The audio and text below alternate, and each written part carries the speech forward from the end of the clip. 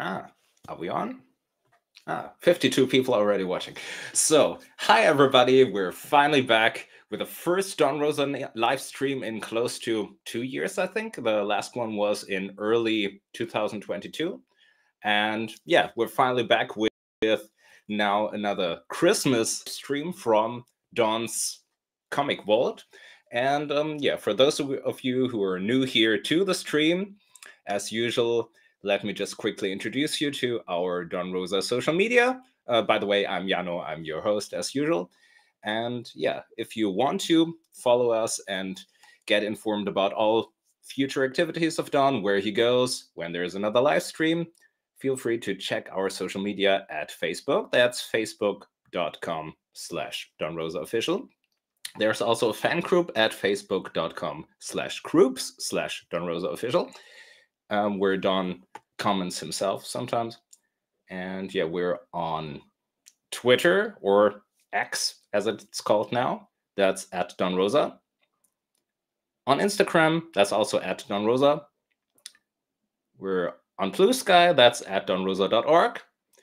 And yeah, if you want to support our stream and help us cover the costs for the streaming service and so on, you can do that if you like at ko-fi.com/Don Rosa. And now, without further ado, let me introduce you to the man himself. He's already waiting for you guys. So here he is. Welcome, Don Rosa. Where is he? Where is he? Ah, there he is. All right, I thought I'd get an overall view of the room. The comics vault first. See, it's real. It's not a painted backdrop. There's about 1,000 comic boxes lining the walls. This thing right in the middle, you're only getting an end shot of it. That's both sides are boxes with TV guides. That's one of the iconic American magazines back in the 50s and 60s, along with Playboy and Sports Illustrated, I guess. I don't have any Sports Illustrateds, but I've got a full set of Playboys right down here. Anyway, that's what that column is, and this is where I'm going to sit and talk to the, how many did you say we have? 52 viewers? At the moment, we're at 130. Oh, okay. That's already a bit more. Yeah. So what are we going to do first? Director? You're the director, I'm the talent. I think we have a special live action experience prepared for the slab busting. Viewers. The slab busting. And this is a pretty valuable comic. I actually fibbed a month or so ago when I broke open a World's Finest #8 in a slab and said that completed my collection. I did not yet have a #3. I had already made a deal on a #3, but here's the #3. Here's where we're going to show comics. See, #3. Ooh, right there. In a slab. And I don't know, Europeans probably don't understand this American insanity that started about 15 years ago where, well, of course, investors put the comics in slabs, like a stamp or a coin or a trading card, because those are two-dimensional. But these are comics. These are magazines. The reason they're valuable is what's inside of it. But the investors didn't care, so they started having the comics graded and then sealed in blocks of plastic, unopenable blocks of plastic. This is absolute stupidity because it doesn't protect the comic any better than a Mylar sleeve that all of my comics are in. And unless, of course, as some of the dummies, when I say, well, it doesn't protect it, especially, says, yeah, look, you can't do that with your comics. I say, well, just don't do that. Or they say, well, it protects me from my children or my grandchildren finding them. I say, well, just don't spread them around on the floor when your grandchildren are visiting. Anyway, it's an asinine thing. It's gotten so asinine that, I mean, this is inevitable when you're dealing with these kind of people. Now they put the slabs in protective sleeves They're slabbing the slabs because they don't want to get a scratch on their little slab. Anyway, but I stand up for the idea that these are meant to be enjoyed. You seal them in a block of plastic, you've destroyed them. So I've been breaking them out of slabs for years now, when I happen to buy one that's in a slab. And I've been doing photo features on the group page where I sit on my floor of my garage on a nice concrete surface, and I point to the sweet spot on the slab, and I get my trusty Craftsman hammer. So I'm going to do one on live stream. I'm going to bust this sucker out of the slab. The poor innocent comic has been sealed in this slab, and I'm going to release it back into the wild. Okay, you ready? 1, 2. Wait a second. Well, this is a lousy slab to start with. Well, that was easy, huh? That was easy.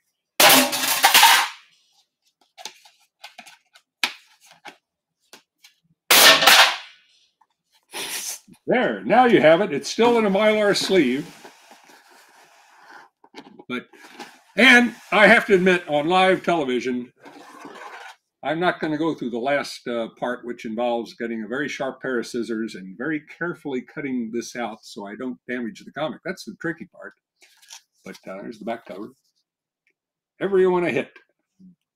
This is I should also mention what World's Finest is. This is one of the most prestigious American comics of the Golden Age. It's 100 pages for 15 cents instead of about 52 pages for a dime. And it has both Batman and Robin and some other characters. So anyway, there that is. And later on tonight, I'll cut that out and maybe post a picture of it completely free. Now it's only partially free. It's like it's been released from prison, but it's still got it on handcuffs. So I'll set this over here. So that was the slab, not a busting. I really enjoy hitting them and seeing them splinter all over the place. So this was, well, maybe I can just pound that slab into dust later on tonight. Maybe. Yeah. And I guess I don't need my hammer anymore, or do I? Maybe okay. For later. Save that for later. So, well, I think since we're in the comics vault, maybe we can do one of those comic book challenges that you like so much. Yeah, I love that. It gets me my only chance to show off all this stuff. Nobody ever sees it, but this is one of the biggest, most comprehensive comic book collections in America. Well, I mean, I've been at it since the late 60s, so, you know, this stuff, the expensive comics cost sometimes 50 cents a piece for anything from World War II on. And if I bought a big stack, they'd be 35 cents a piece. But I paid a few dollars for some of them. Anyway, it's a very comprehensive collection, and nobody ever sees it, but I love to do a comic book challenge. And I've already explained this in detail to all the people on the group page, but now there's more people here than that. So the comic book challenge is I ask the viewers to name the most obscure comic book they can think of, American comic book, published since World War II, because I only primarily collect the Atomic Age and Silver Age by American comic collector nomenclature. That's from World War II, the end of World War II, when they exploded the atomic bomb, so we call it the Atomic Age. 1946 to 1956, that's the Atomic Age. And then in 1956, with the first showcase issue of The Flash from DC, that began the Silver Age. And that lasted until 1970. Now, I had a full collection of American comics all the way up to about 1990, but about 15 years ago, I just decided I didn't really like the direction American comic books started going in the 70s. There were still some nice ones, by Mike Kaluta or Bernie Wrightson, but the superheroes just got too silly. And I love superheroes. I mean, a major portion of these comics are superhero comics up to 1970. I've got all the great early Marvels. Those were wonderful. Anyway, the 70s, 80s, and 90s, and so I got rid of all that. But I still have my entire collection from, like I say, 1945 to 1970. So I have people try to think, not of popular, I don't want people to say, oh, show us Fantastic Four #1, or Spider-Man #1, or Donald Duck #1. If you want to see that, you can Google it. It's easy. And of course, I've got those. I want people to name the most obscure comic that, of course, Europeans probably wouldn't have ever heard of them, but that's what's fun. So I can prove that no matter what it is, it's in this collection. But I don't really have a full set of American comics from 1945 on. There's certain ones I just don't buy. And these are the rules of the game. I don't have any romance comics. And there's been a lot of romance comics and some good artists and etc. But those are for girls, so I don't collect those. There's been a lot of Archie comics. I never could understand those. Apparently those for girls too. So don't have any of those. There's no Harvey cute comics. You know, the really adorable comics like Casper the Dead Baby, Little Hot Stuff, Wendy the Good Little Bitch. So I don't have any of those. I've got plenty of Harvey comics. So if anybody can think of a really obscure Harvey adventure comic or superhero comic or newspaper reprint, and funny animal comics, I'm spoiled by Dell, of course, the best funny animal comics of all.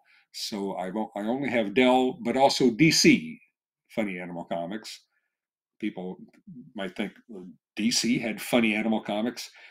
You bet. In the 50s, they published more funny animal comics than they did of Superman and Batman, because in the 50s, funny animal comics in America that's the #1 bestseller. Uncle Scrooge, Donald Duck. They don't really have any war comics except the best ones, the DC and the EC. The main thing I'm missing there that I really regret are the Atlas, which is Marvel, before they started using the Marvel title in the early 60s. I don't have the Atlas War comics. Those were really excellent war comics. So anyway, when we actually learned to, from past experiences, to take advance challenges from the readers of the members of the group page, because it seems like it's hard to get people to really understand what they should to challenge me with. People keep coming up with they want to see the first Mickey Mouse comic, or these are not obscure comics. So we want something really obscure, which naturally European collectors probably don't know well, although I have known European comic experts who know more about American comic books than most any American collector 40 or 50 years or younger. So we took some advanced ones. So we've got a list of, I haven't gone and gotten them out, of course, because we have to do that live on camera. We've got about a dozen that we'll do in the next 2 hours whenever challenging me with one. But of course, if you really think you've got an obscure, I keep repeating, obscure book from the last, or from the mid 40s to 1970, put it on the scroll there, and maybe Yano will pick it out, and I'll tell him if that's something that fits. Okay. Oh, Yano, you want to?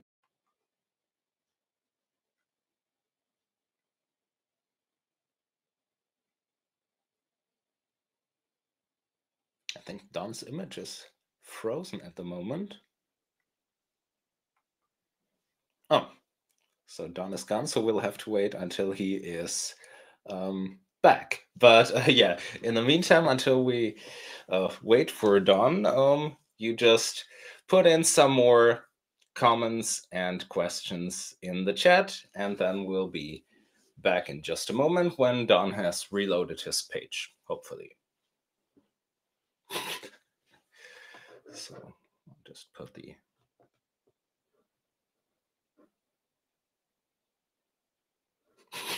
Don't let him destroy more covers. Yeah, we'll try that. Don is back. One moment. When did I get cut off? When you were trying to give over to me. Yano, like blah blah, and then it cut off. So you heard the all the rules and everything. Yeah. All right, so take it away. Okay, so I think we had several inquiries about classic, or more or less classic, Disney Dell Duck comics, and I think the most. Oh, they asked for Pluto Saves the Ship. Pluto Saves the Ship. Karl Barks comic, what he wrote, and that's large feature comic number 7, and that's a good one. Now, of course, we don't want to accept Disney comics because those are not obscure by any stretch of the imagination. They're the best-selling comic books in American history back in these days. Not now, of course. They don't even publish them here now. But these were large-size comics, and they're all in one stack, and that would make a good way to start, just to get these out of the way, because I think even if I want to call that the Disney comics are not obscure and not eligible for the comic book challenge, I think we seem to have some Disney fans here. So why not do these first? They all happen to be not in the boxes because they're too big for these boxes. They're up here on a shelf. I'll get the whole stack right now. Right here, this is where they stay all the time. Of course, they're in sleeves. And I'll go through this stack one by one and explain them to you. And a Pluto Saves the Ship is in there. The first one on top is just a one-shot. This is not just the first Donald Duck comic in American history, it's the first Walt Disney comic in American history. And it's a comic in the sense that they're reprints of newspaper strips. These are not original comics yet. That didn't come till, Karl Barks started in Walt Disney's Comics and Stories, 31? But so this is pretty sad. He's got a bubble pipe. Anyway, that's what that is. The first Walt Disney and /or Donald Duck comic book in American history. Next, there were some of us have heard about 4-color comics, a comic series that Dell published in the 40s, 50s, and early 60s that lasted 1,350 issues. There was an earlier series of 4-color comics that lasted only 25 issues back in 1940.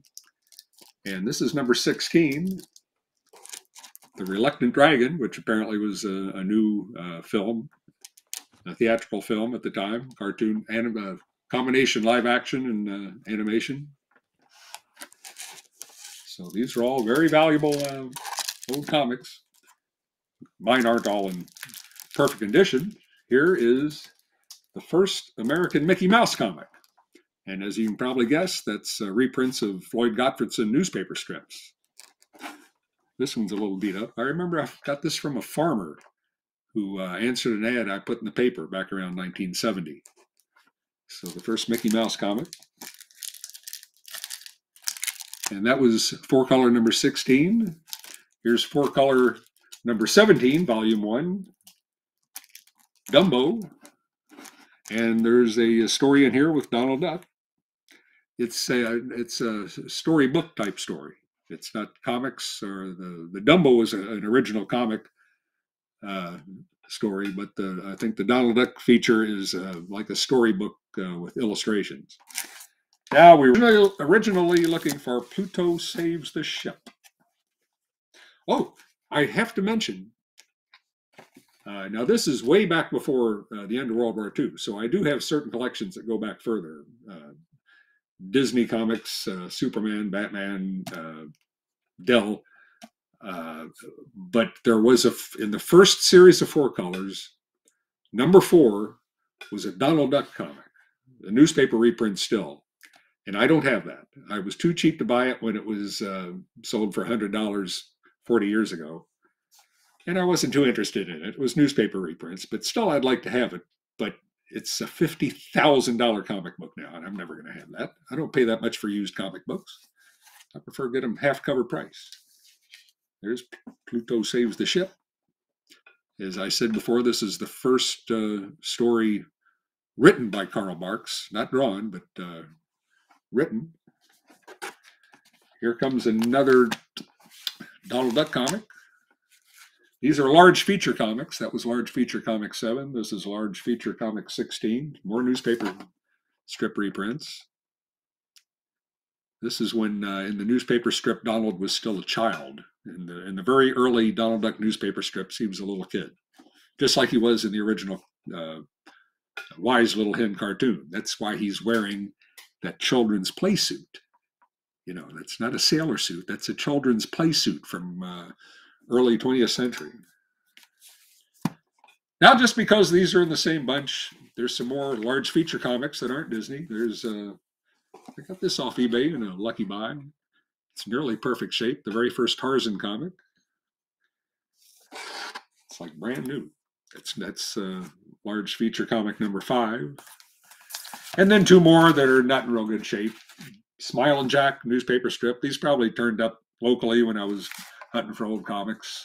And Smitty, another newspaper comic strip. So there, somebody wanted to see Pluto Saves the Ship, and there you've given you a bonus. A bunch of other comics too. Very now, good. Mr. Very Director, good. am I still connected? Yes. Oh, good. What's next?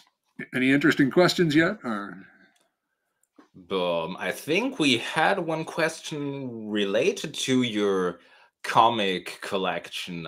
Jason asked, were you a fan of spy shows and movies as a kid? And can you please show us a comic cover? Jason's been asking that question constantly for a week or so. Yeah, I was. Okay, but we're not really here about spy and that was in the mid 60s. So I've got all the spy comics from the mid 60s, and like anybody, I was. In fact, that's my Playboy collection stops. I always intended for it to stop in 1962 after Playboy did a whole lot of Sean Connery and 007 articles. So that's one reason I'm big on that, but that's not really one of the main topics of the feature. I kind of figured I'd hear from Jason on that.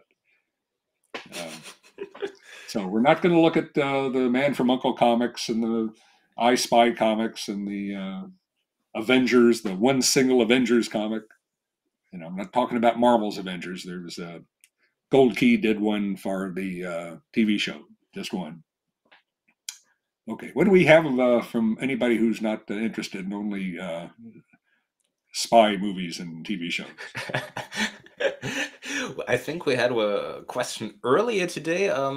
I've always wanted to know if Don Rosa has any idea about Donald's past. I know there is some reference to this in A Letter from Home and Three Caballeros, but is there an accurate idea of what Donald's past was like?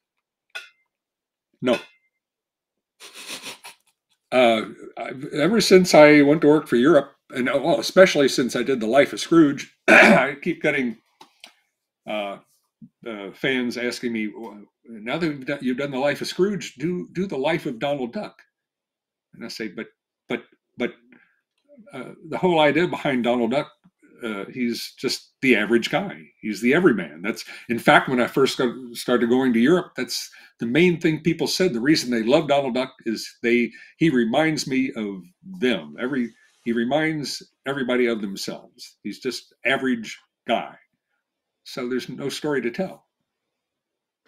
So maybe somebody else will decide there is, but now, as you read the comics each week in Europe, the Donald Duck comics, he's doing spectacular things, going to outer space, traveling in time. This is quite a bit for an average guy, but basically he's supposed to be, Scrooge is the guy who had the incredible life of meeting famous people and having great adventures, and Donald Duck's the total opposite. He's just the average guy. So no, I personally have no idea. I think the whole point of it is he's just had a normal life. That's as long as I can give a boring answer.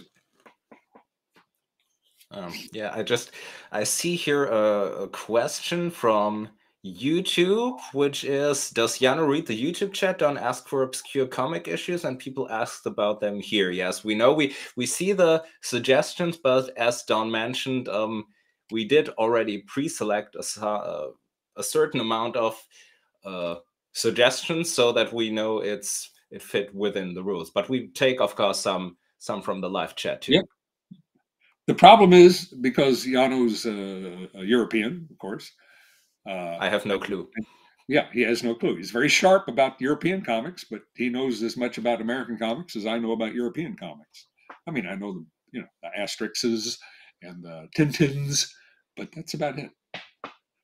So it's hard for Jano to judge, but he'll pull one or two out of the list. We're not excluding live stream challenges. And one reader was interested in if you, I think you might have already mentioned this in a past live stream, but somebody wanted to know if you, we know you like Karl Barks, but I'm curious if he reads other Donald Duck writers like Marco Rota, Vicar, or someone else. I don't read them. Of course, for the most part, they're not in a language I can read, but of course there have been some reprinted in America. I think Marco Rota is a fantastic artist. I love looking at his stories. I just don't read any of them. I'm only interested in Karl Barks's version of Donald Duck. I probably wouldn't even like my own. I can't read them again, but Errol Minthun, I think, is sensational. He gets better and better with every issue. I can't draw any. He's just magnificent. But I just not interested in reading them. The only thing I read nowadays are old adventure books, detective books, spy books. Jason, yeah. I've got full sets of all the great spy novels up until the 60s. But no, I don't read Disney and quote unquote Disney comics at all, except Barks. I think we had a question. Somebody a couple of minutes ago said that they weren't able to attend the Looker Comics and Games, and were asking if it's already clear if there might be a future visit to Italy or somewhere else in Europe. And I think we will be somewhere, but we can't just yet announce it. But we will be back in Europe in not too long. The spring. But we leave the show promoters to decide when to announce it. Yeah. Otherwise, we tell you right now, because the whole thing's planned. We're ready to come. We're ready to go. I bought my airline tickets, but you just have. I'm sorry, we're not doing this on purpose to tease you, but we have to let the show promoter decide when they want to announce it. But maybe if they were talking about Looker anyway, maybe should we have a little look into some bits and pieces from the tour we just came back from November? Sure. From Paris and Looker. So let me just pull up the video here. And I think if I just do it like you had it on earlier. I know you did. There it is. Just push play. Yeah. And here we have some highlights from the tour. This was in Paris. That first shot, I think you just walked into my hotel room. Yes, exactly. And I was worried because I didn't have any pants on. But yeah, these are just random shots. I didn't even know you were taking any of these. Oh, no, we're already at the convention center. And that's this is during the setup? Yeah, I don't have to have this kind of a rat maze in front of me and well, I shouldn't call it a rat maze, but it's you see it back and forth and back and forth and back and forth. I don't need that in America, but I need it in Europe. Pretty amazing. Yeah, Jano's wandering around. There wasn't a big attendance that year. No, it hadn't opened up yet. Where are we now? This is in the morning before we drive over to the convention center. Yeah, this was a nice convention, a really nice convention. The problem was, there's the very beginning before the show opened. Now we've jumped a few hours ahead. But anyway, it was held at a big convention center out by the Paris airport, just like most convention centers are. They're always near the airport. So we were still an hour away from Paris. And of course, one of the most fun and interesting things we can do, me and Stefan, is, go to nice restaurants in the evening and relax after I've sat for 8 or 9 hours signing nonstop. That's Stefan right there. Stefan from Stuttgart. So we were an hour from Paris, and we had to eat all our meals in the food court at a shopping mall. That just wasn't very exciting. Actually, it was good food. It's much better food than we get at American shopping malls, you can guess. Now we're really speeding through town. This was dangerous. I did like this trip. Well, you can say something else too, Jano. Yeah, this is on the way from the Pisa airport to the hotel in Lucca. Oh, we just got to Lucca. Oh, now I'm using. And you're trying to figure out the map. Item called a map. That's the only way I won't use GPS. I like maps. That's the line of people approaching the Panini building, which was actually a writing academy from the 17th century or 18th century building. They learned how to ride inside this big building. This is the doorway. On the right side, there was the shopping area for Panini. And you notice I had a private booth, like all the other artists, and I even overflowed that. That wasn't enough room for me. I'm greedy. Now, what was the problem? Oh, I wanted to sit down. The other artists and writers, they stand up, and their customers or their fans stand up. I have to sit down. I mean, I don't need to sit down, but I think because the people have been waiting for hours, I want them to sit down and relax. Now this is after now we're already, you didn't take much of the show. The show is over now. I'm walking along and somebody randomly recognized you? Yeah. This is the one you played with sound. And he says something, he loves my aunt. When he walked in, my aunt. And I walk for about another 100 feet, and I turn around and say, he loves my hat? They said, no, he loves your art. Art. He said, art. You didn't get a picture of the Cthulhu statue, did you? I think I have one. I don't think I'd seen it. No. Put it up. Now we're just wandering around. This has nothing to do with I wandered so much. Now we're waiting to go home. So, all right, now I'm going home. This isn't very interesting.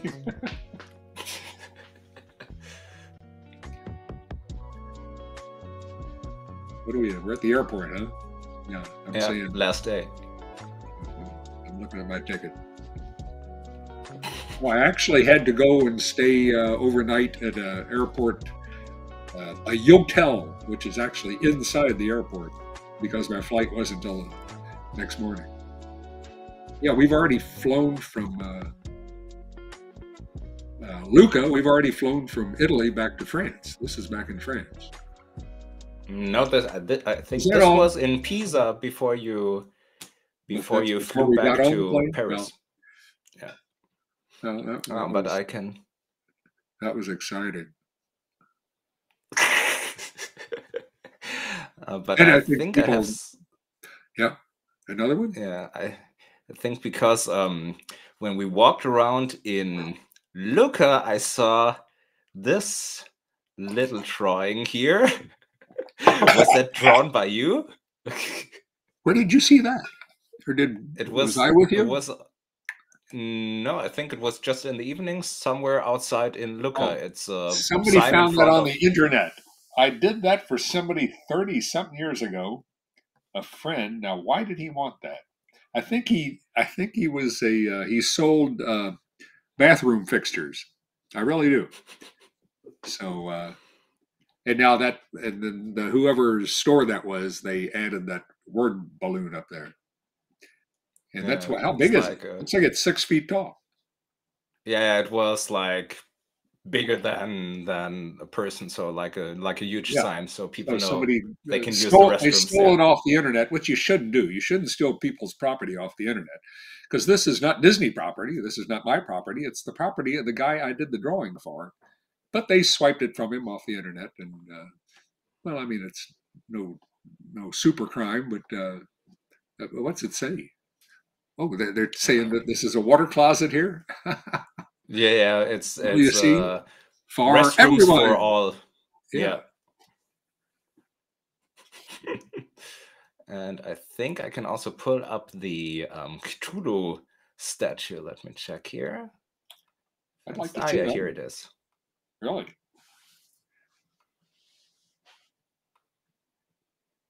You Here got it it. is. That was nice. That's not how you pronounce the name, Cthulhu. I looked it Cthulhu? up, I don't but I know. can't remember exactly how it's how H.P. Lovecraft said it was supposed to be pronounced. Most It was people a don't pretty pronounce it. tall It's statue, yeah. like most people don't pronounce Dr. Seuss, who did the Cat in the Hat and the Grinch. His name was pronounced Dr. Seuss, according to him. Yeah. Everybody says Dr. Seuss, and everybody says Cthulhu, and neither of those names are pronounced right. So Well, that what were else? some. I see a lot of messages going by. By the way, I Yes. can't read the messages. They're too far away. My laptop is about 3 feet away from me, just so I can see my image and make sure I don't have something happening out of my nose. So let me check the chat So if we have some new who do you have questions reading here. all of these messages for you that are scrolling by? Nobody, right? No. You need an assistant. There is no actual information. Somebody's asking, there's no actual image from H.P. Lovecraft Cthulhu, right? So is where there's some did the original books show the character, the Cthulhu I character, or considered starting a collection of Arkham House books years ago, but I didn't. In the Arkham House books, there might have been. No, and I don't have a collection of pulp magazines either. So I guess you just come from his description. I've read the stories. I've got the complete collection, reprints of all his stories. We really need somebody to read. I see dozens of messages scrolling past. But hey Don, if you were to revisit the Lost Dutchman's treasure in the Superstition Mountains, yeah, how would you approach searching for it in real life? well, I wouldn't try. There's no reason to believe it really exists. I mean, for sure, and there's been people searching for it for over 100 years. I'm not going to find it. Although I did such research into that I thought I might have had some good clues in my story. Because I did actually find a what was it? An code in an old book in the library that I could use the symbols that were carved on the rock and find matching images in this the symbols in this code, and that was fun. I love doing stuff like that. And nobody even dreams I'm basing these Donald Duck stories on actual fact, but that was a little secret fun I had.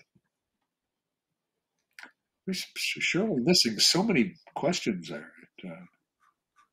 Yeah, some trying to figure out where the questions are, because there's like comments mixed with challenges and other Challenge. questions, Does and God just have Donald Duck's Adam? See, they're asking about Don. I told them not to ask about Disney. These are not obscure things. Ask about things nobody's heard of. Of course, I've got Donald Duck's Atom Bomb. It's right over here. Here, and I'm going to see. I don't just have Donald Duck's Atom Bomb. I got a full set of all of those. Donald Duck's Atom Bomb is just mixed in with the others. Those are things given away in cereal boxes in the 50s. So stop asking. Yeah. We have one question that might be interesting for other viewers too, who have not heard about the whole, Bombi the Zombie thing, Yeah, because I know somebody is what you mean. asking. Yeah. Hello, Yano. Hello, Don. Is Expected Dream of a Lifetime is missing from the Don Rosa Library in Volume 10. Does this mean the Life and Times will never be released again? Would be a Right. shame. That's Yeah. right. Because the 11th chapter is banned without any ability to, there's no way you can fix it if you have to remove Bombi the Zombie. He's the main character. He's the most, in a way, one of the most important characters in Scrooge's life. Chapter 11 was when he changed the direction of his entire life. That was the climax of the story. So if you can't print the most important chapter in the story, then the entire story's banned forever. And when they first told me that, I didn't have any special reaction. I didn't really care because the thing's been in print now for 30 years. It seems, as near as I can tell, it's the most widely reprinted comic book of all time.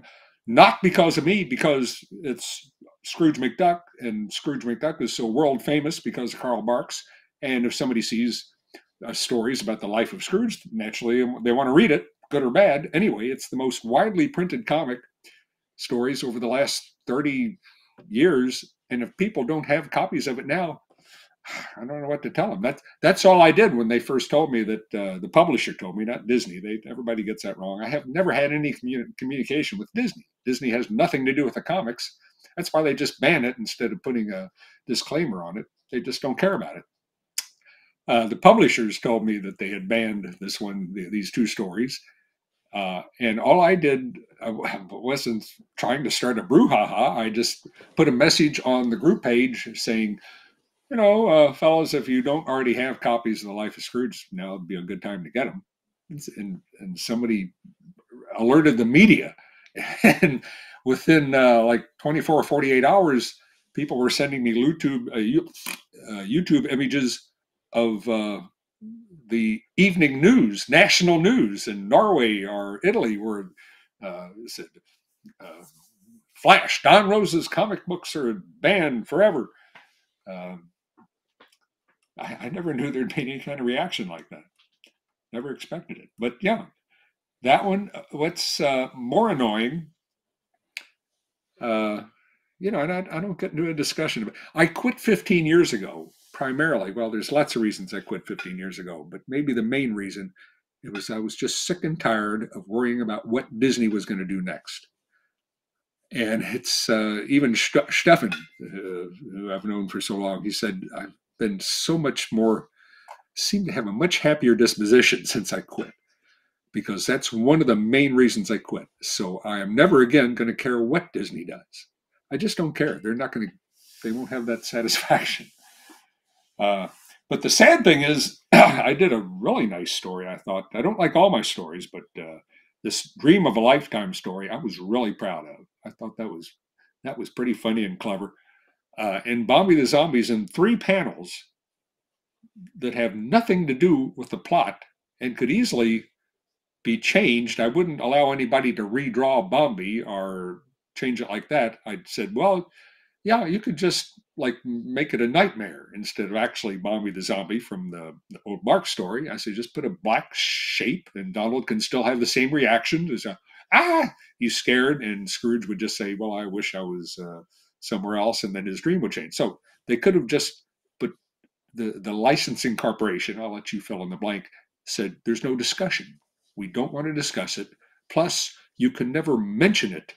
When anybody asks, when reporters ask you, when fans ask you, you can't explain it.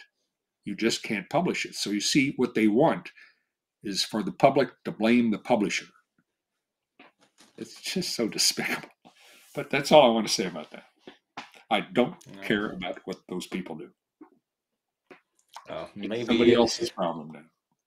Yeah, maybe a question on a more lighthearted topic. Gita asks, I'm European from Denmark, so I don't know much about American comics, but I just wanted to know if Deirdre, the deer, is still coming to visit. I think she still comes around every night. There's 3 deer, and I think it's hard to tell deer apart, but it's the same 3 deer. And sometimes there's 10 of them, and sometimes there's 12. But I think her son from last year, because there's one buck that comes around every night and eats corn. Just this morning, I heard barking.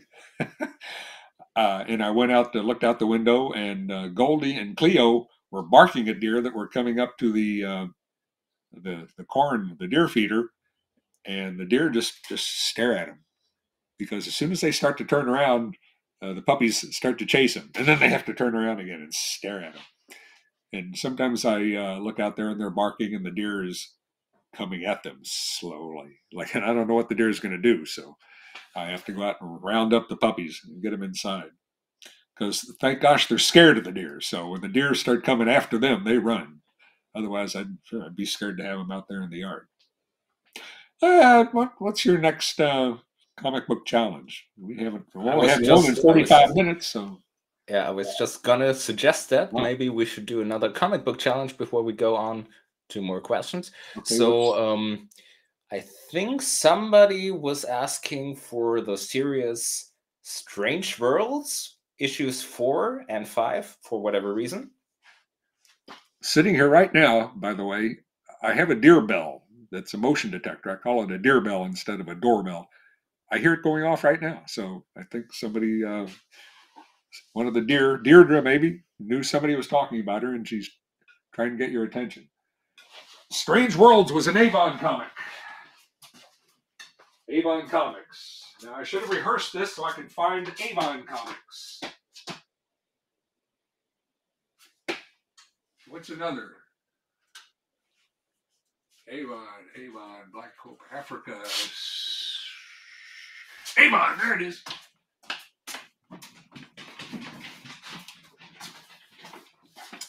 Strange Worlds.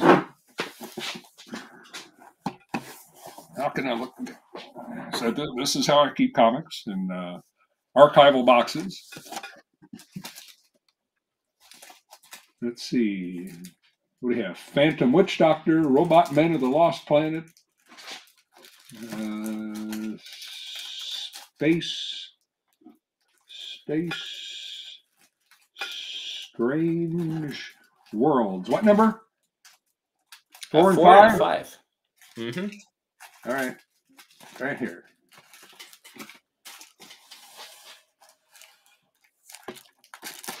All right, put this on the floor. It takes up too much room. Strange Worlds number 4.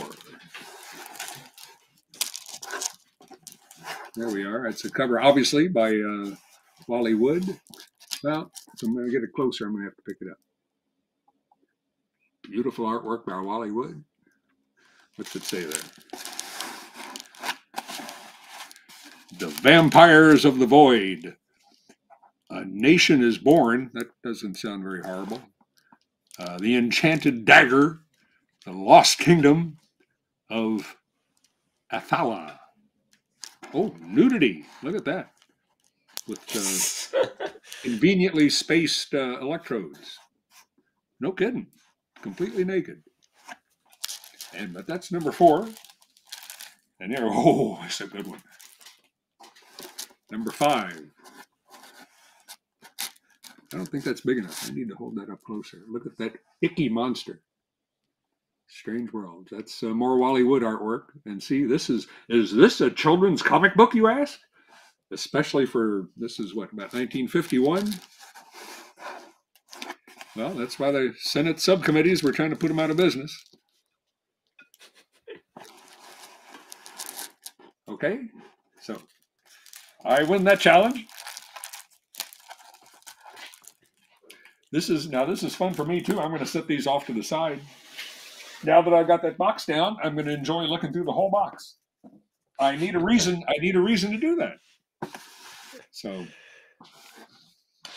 those were good. Maybe not good choices. Maybe another question that could be interesting. Derek is asking, what piece of duck art that you created are you most proud of? Does anything come to mind? Oh, immediately. The the cover for, would that be for The Last Sled to Dawson? It's the one with Scrooge and Goldie standing on the supposed mountaintop with the Aurora Borealis in back of him. The one that you well know, Jano knows this one well. He finally, for the German Don Rosa library, he finally had what it was, an Italian colorist to color it properly, the way I always wanted it colored. That nobody's ever listened to me before, or maybe the editor decided that the way I wanted it colored was, not just what he wanted on the cover of his comic book. Maybe it was too flashy, or it was, I wanted it backlit. He didn't want to backlight the, he didn't want his covers to be too artistic. Not that I'm artistic, but I did like some dramatic lighting. So, the sort of famous cover with Yukon Scrooge with Goldie next to him standing on the mountaintop. I think I can pull it up. One more. Ah, yeah. Whoa. No kidding, that fast.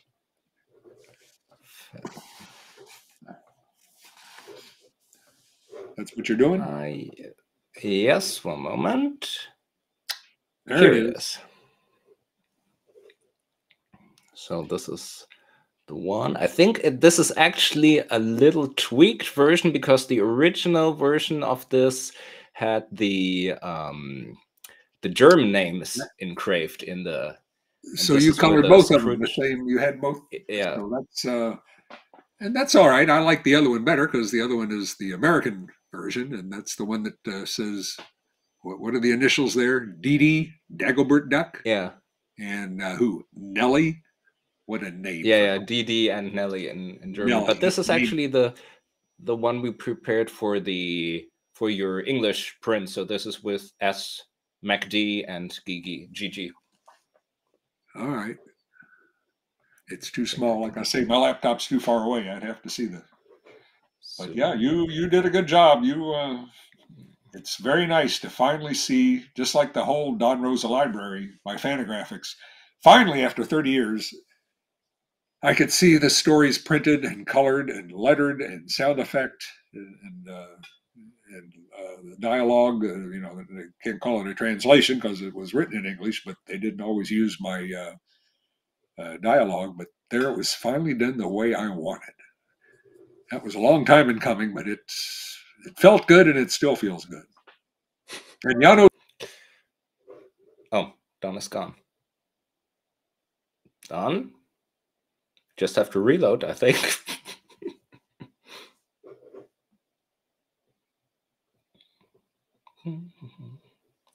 I'll read some more questions in the meantime to give to Don when he's back in a moment. Somebody's asking, is that art available in large print to hang on the wall? I think Don has it at his US shows, but in Europe, it's currently not yet available with this new coloring, but it will be next year. So if you're interested in having a print of this signed by Don, you will be able to get the new version, I think sometime next year, at Stefan's shop, comic-spielzeug.de. And now, what is Don doing? Don, can you reload if you hear me?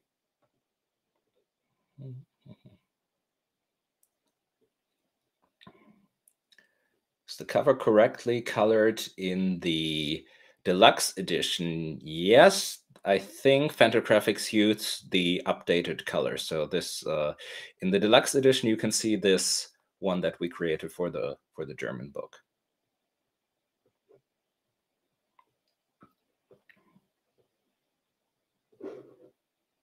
I'm not sure what Don is doing. He's not yet back.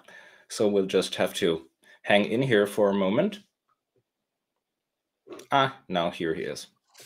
Jano, when we were readjusting the lights and everything, an hour and a half ago, the plug got pulled out of my laptop. So that is not ideal. Yeah. So it's plugged back in now. Sorry. Very good. What were you saying?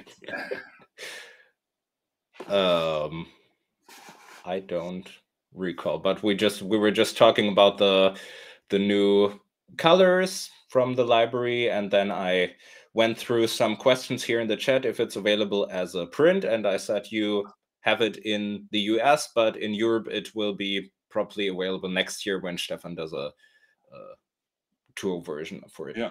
So let me see if we have some more questions. Did you disconnect Don? No, I didn't. He the computer disconnected him. But maybe in the meantime, before we go to another question, another comic book challenge, because there was one who was asking for Double Dare Adventures. That's number 1. A real cheap comic, and it's pretty recent, but let me find that one real quick. That's a Harvey comic. Harvey Comics.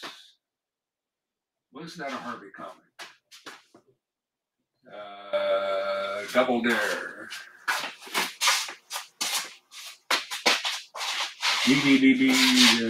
Dick Tracy. Double Dare Adventures. All right. All right. I don't know how interesting this is to European fans, since they've never heard of any of these comics anyway. But I get a big kick out of it. Finally, I can. A lot of Dick Tracy's in this box. There it is. While you're pulling it out, I'm quickly answering a question for me, because somebody's asking if the German version of the 2020 German Life and Times book has the same correct colors as the German library. And yes, we worked on those stories first. So the 2020 Clue Life and Times book has the identical files from the library. And Don has found the book. Yeah, there's your Double Dare Adventures #1. This is during the superhero craze of the late 60s. See, about 1967. The person who asked this on the group page said this B-Man character is created by Joe Simon, who was Jack Kirby's partner back in the Golden Age and Atomic Age. It's a giant-size Harvey thriller. So this is quite different from Casper the Dead Baby and all those other comics. Even Magic Master. And there's Batman on the back cover, even though he's a DC character. Drawn by Murphy Anderson, selling the Batmobile. So you know this is during the craze, the Batman craze. So you can buy the Batmobile and the Batplane. As model kits, not actually buy them. So a Double Dare Adventure. Yep. You still there? Yeah. Okay. Yeah, of course. Somebody's asking. Yeah. I love the use of real historical characters like Roosevelt or Marcus Daly in Dawn's stories. I was wondering what the merits are of using the figures as is or caricaturing them as with Rocker Duck. Okay, I don't really understand the later part, but caricature. I don't. Oh, he means Rocker Duck is after Rockefeller.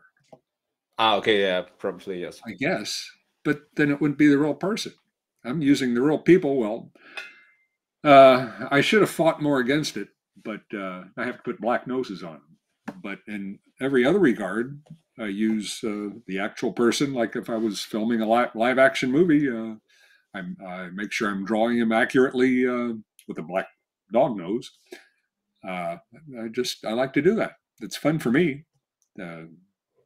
Just like doing this comic book challenge. It's fun for me. I don't care if anybody else enjoys it. I do things for myself, and I hope other people enjoy it. So do another. Yeah. Another question? Another comic book challenge? Anything. You're the director. Okay, Benna is asking, I know he's done drawing Disney comics or Duck comics. Call him Disney comic. Yeah. Comic. But does Don really not draw anything anymore? Karl Barks was always drawing and trying new styles even after his Disney. No, that experience completely destroyed any interest I had in drawing or creating anything. It really did. It was a terrible experience. And such frustration and anger and just that's why I quit again. That's why I quit 15 years ago. I just didn't want to go through that anymore. And I've been happy ever since. I went back to just being a fan. And that's why people say for some years after that, I'd read websites. People say, "Oh, Don Rosa, he's just saving this up. When he comes back, it's gonna be a classic."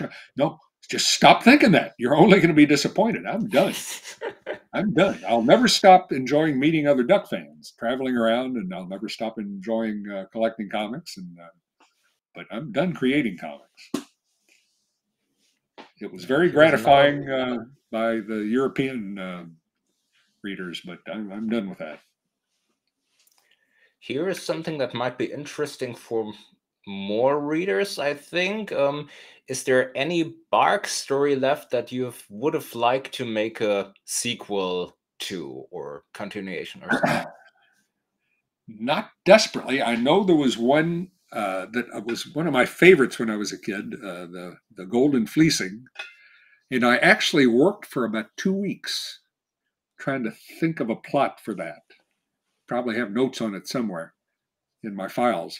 But what stumped me was the depiction of the harpies, or the larkies, like as Barks had to call them instead of harpies.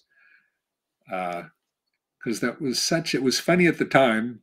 And I don't like to, there's so many problems with trying to be funny or tell stories now with being politically correct. However, I just didn't enjoy seeing the women depicted in such stereotype ways. And I just couldn't get around that, so I gave up that attempt at a sequel. But I think I did sequels to, and lots of the ones that I was requested by the publisher.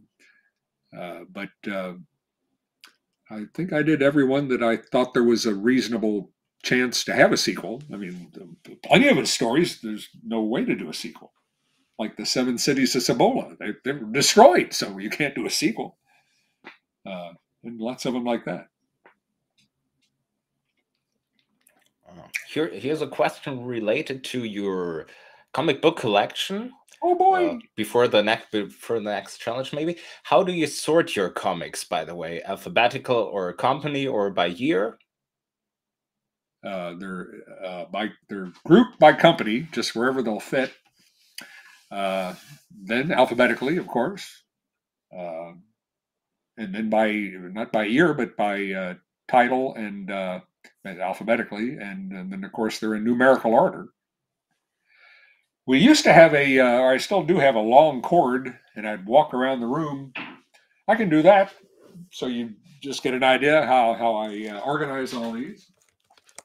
So up on the top shelf, naturally, Disney or Dell. This is, can you hear me? This is 4-color comics. We talked about 4-color comics. This is number 1, all the way through to here. They went up to number 1,350. This is Walt Disney's Comics and Stories, the full set. Donald Duck, full set. Uncle Scrooge, full set. Mickey Mouse, full set.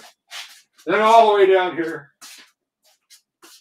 And I'm grouping Disney. That's the only one that's easy to group. These are Disney's, but I just collect everything, especially Dell. And then now we start with Dell. Animal Comics. That's where Pogo started. And that goes on, blah, blah, blah, blah. All the Little Looney Tunes, full sets. And then, let's see. And Tom and Jerry, all the way up Turok. Then we switch over to, and here's Dell Movie and TV Comics. Here's Dell TV Westerns. Gene Autry, Roy Rogers, and then now we go to Gold Key. That comes directly after Dell, since that was a continuation of Dell. And then you've got Gold Key, a small bunch there, and then the next row down, all the way back down here, starts with Adventure into Mystery. That's Marvel. Or Atlas. So these are Marvel comics. Marvel, all the way down here. Then under that, these are Captain Marvel, Fawcett Comics. Then there's small companies, Avon, that's where I got Avon, Youthful, Edor. Oh, let's start on this side. Over here where you can't see, Action Comics. So that's DC all the way down to the end. And another row all the way down, and there's a lot of more of these than there were at Marvel or anything but Dell. All the way down to the end. All the way down to the end still. Third row down. All the way down to here. All alpha. So World's Finest. We were talking about World's Finest earlier. That's the last one. Then Quality Comics. I mean, that's the name of the company. That's where Black Hawk and Plastic Man came from. Here are the Harvey Comics. ACG Comics. EC Comics. Right there. A full set of EC Comics. Fiction House. Classics Illustrated. Oh, don't fall down on Charlton or Carlton. I'm not sure how that's pronounced. Aragon, lots of small publishers. Down on the bottom, you see a full set of comic book price guides. Go back to the Carlton section for a moment, because we had one question here. First comic book price guide. Yeah. Go back to the Carlton section, because we have one question here, okay. One challenge. Mike Catron says, you won an obscure challenge. How about Nature Boy by Jerry Siegel and John Buscema? And I think it's from Carlton Comics. Nature Boy? Who asked that? Mike Catron. Mike Catron's listening. It's a Fantagraphics guy. Looks like I got Nature Boy in here right between Mysterious Suspense and Nyoka the Jungle Girl.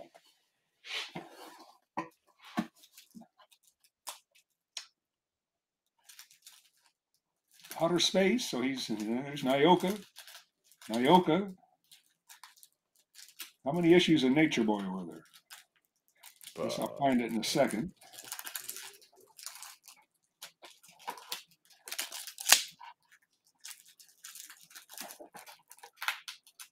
Fantagraphics has come to me a few times when they're doing reprints of comics.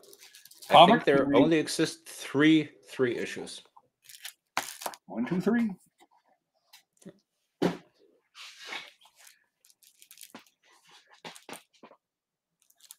But it starts with a number 3 because it was pretty, like Charlton and a lot of companies do.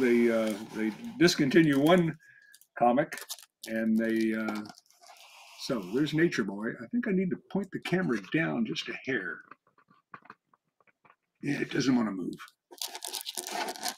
So there, he's got feet. Nature Boy number 1, and like Mike said, that's John Buscema. John Buscema signed it right here. That's number 3 or number 1. Here's number 4 or number 2. Yeah, before we do this again, I'll point the camera down a little bit. There, that's better. And number 5. Oh, that's gotta hurt. Straddling, no less, a lightning bolt. But he's Nature Boy. Just getting back to the weird numbering for a moment, I have the Wikipedia article here, and it says, in a practice comment at Carlton, the title took over the numbering of another title, Danny Plays. After 3 issues of Nature Boy, the title changed again, this time to Little Rascal Twins. But it doesn't really make sense, but yeah, that's the way it was. No, there's no relation between what title it changed to. That's just anything they wanted to make it. Now, why didn't they just start it over with number 1? It has to do with postal regulations, of all things. Because if you're going to start a whole new title with number 1, you've got to pay an extra tax or an extra fee, or so. But they're not paying any attention. So if you just change the title of the comic, so now that's good. When I put these away for instead of doing it now, I'll get have a chance to look through the whole box. So that's why this is fun for me. Makes me every once in a while look around. Thanks, Mike, for that excellent challenge. Now I'm going to point this down just a hair. So you go ahead while I make this slide. Okay, we have a question coming back to the real life characters on the topic. Yeah. Why did Don change the way he drew White Herb between Life and Times and White Agony Creek? I don't know.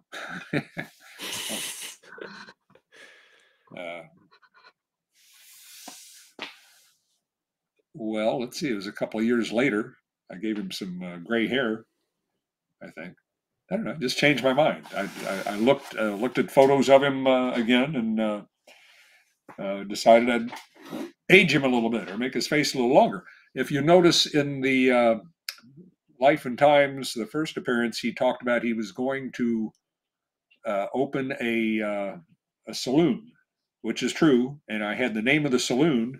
And then when I did the later story, The Prisoner of White Agony Creek, I couldn't find out what erroneous reference I'd found on the name of the saloon, and so I changed the name of the saloon also. So I change my mind sometimes. I decide I've made a mistake, and I admit it.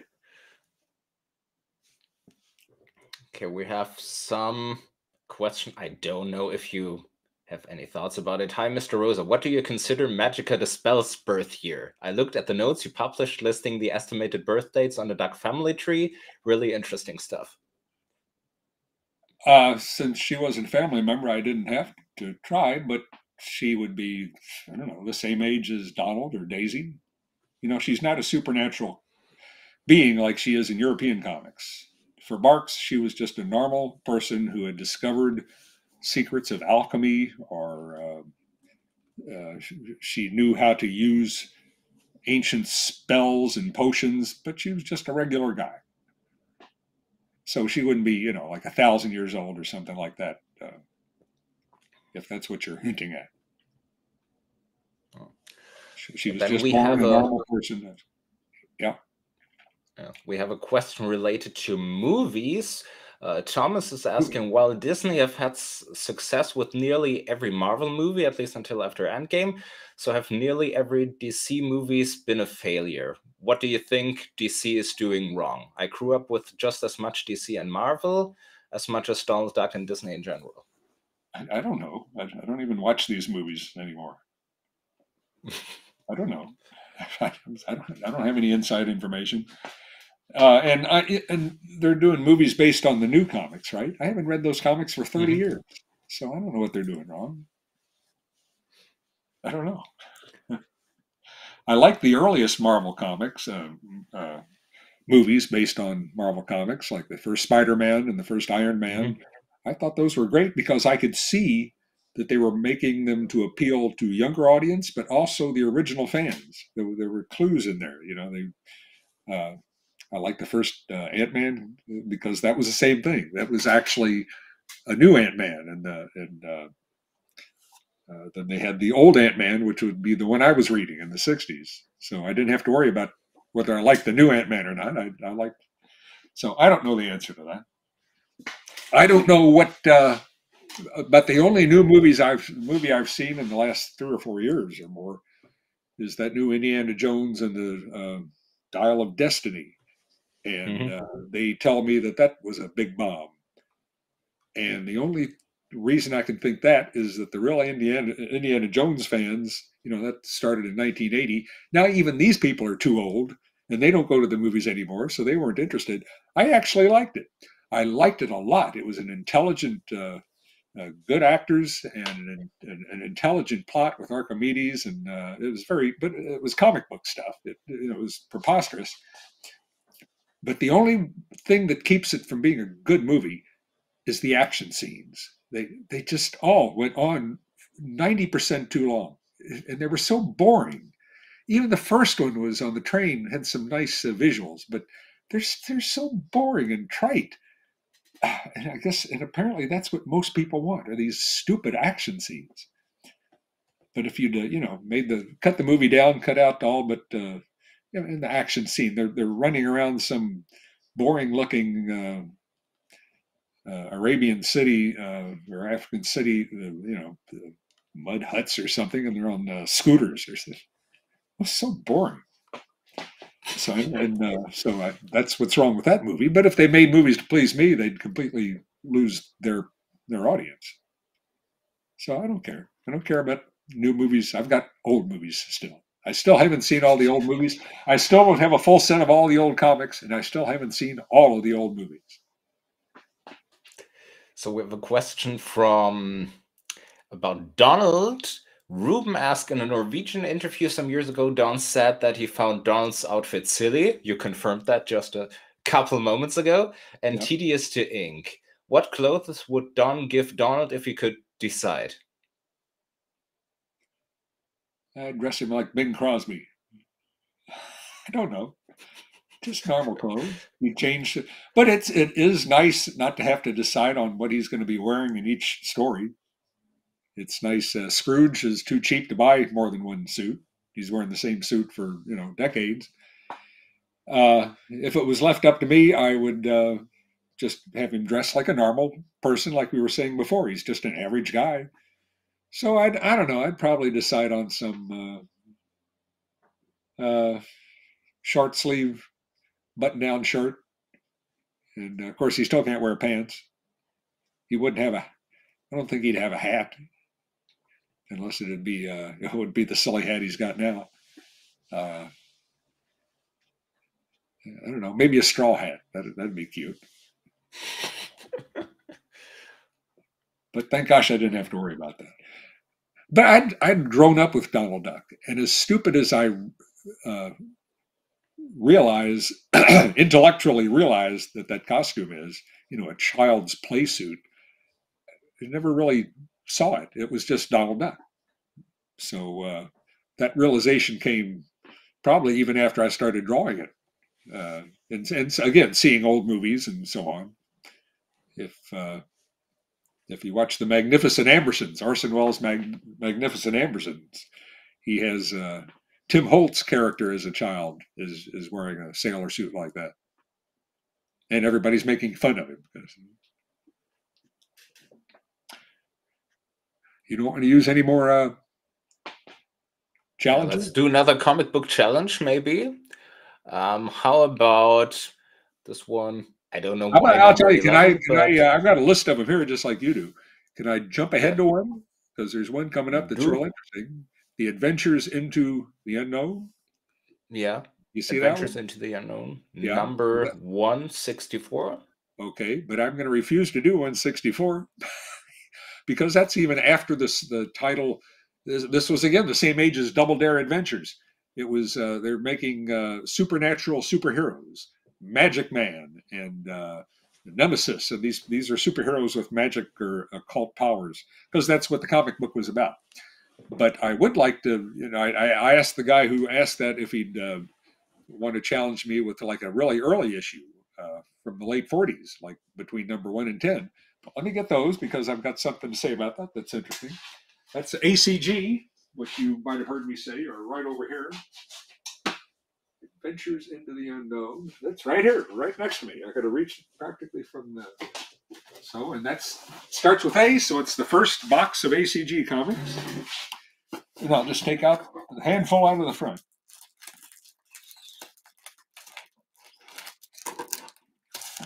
Now, what's interesting about this is the first horror comic. This is the first supernatural ghost story. Anything. They had science fiction comics back into the early 40s, like Planet Comics and lots of others, Buck Rogers and Flash Gordon, but they never had horror comics until this issue. They might have had 1 or 2 one-shots that disappeared, but as far as and this is a title that lasted 20 years or more. Adventures into the Unknown number 1. I think it's 1948. Where are we?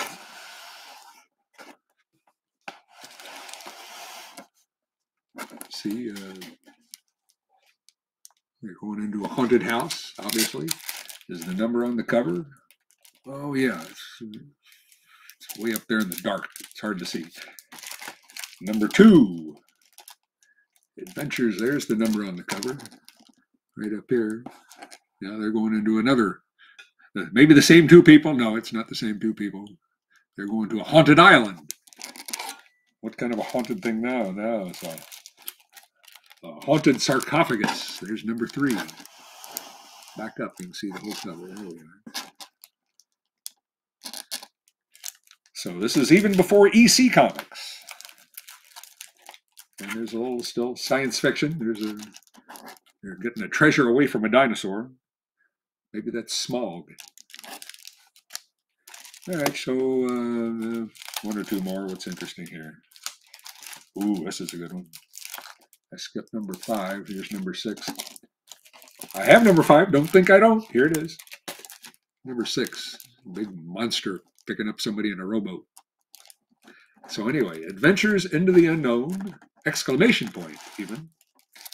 So if anybody asks you sometime, what is the first supernatural horror comic in America ever? It's Adventures into the Unknown. Not from DC, not from Marvel, not from Dell, not from any, not East. It's from ACG, the American Comics Group. So now that I've got this box out, maybe tonight or well tomorrow or so, I'll look through the whole box again. This is my excuse to do that.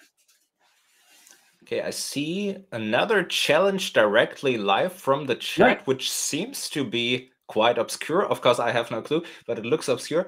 A challenge, Babe #1 from Columbia from 1948. The artist is Buddy Rogers. Pretty wacky stuff. Babe? Mm-hmm. #1. Don't have that. That sounds like teen humor, like Archie. Let me check. I know Buddy Rogers. You want me to get some Buddy? Okay, let's see. God, where do I have those? I'll try to think about that. He did, yeah, Wacky Comics. What is the Buddy Rogers comic that I've got? It would take me a while to locate Columbia Comics. It was a very tiny comics company. You look for something else. I'll try that for a second. Should be down here. You find something else to read. All right. No, you're not talking? You still there? Okay. Yeah, I'm looking for the Babe 1 cover. Well, if you're just going to find it, you don't need me.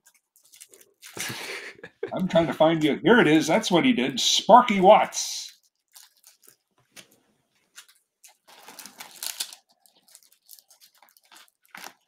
Babe, I suspect, maybe you can find it.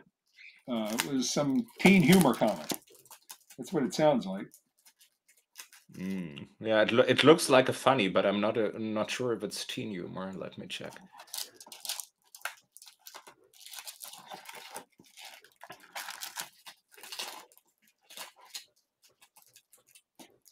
That's right.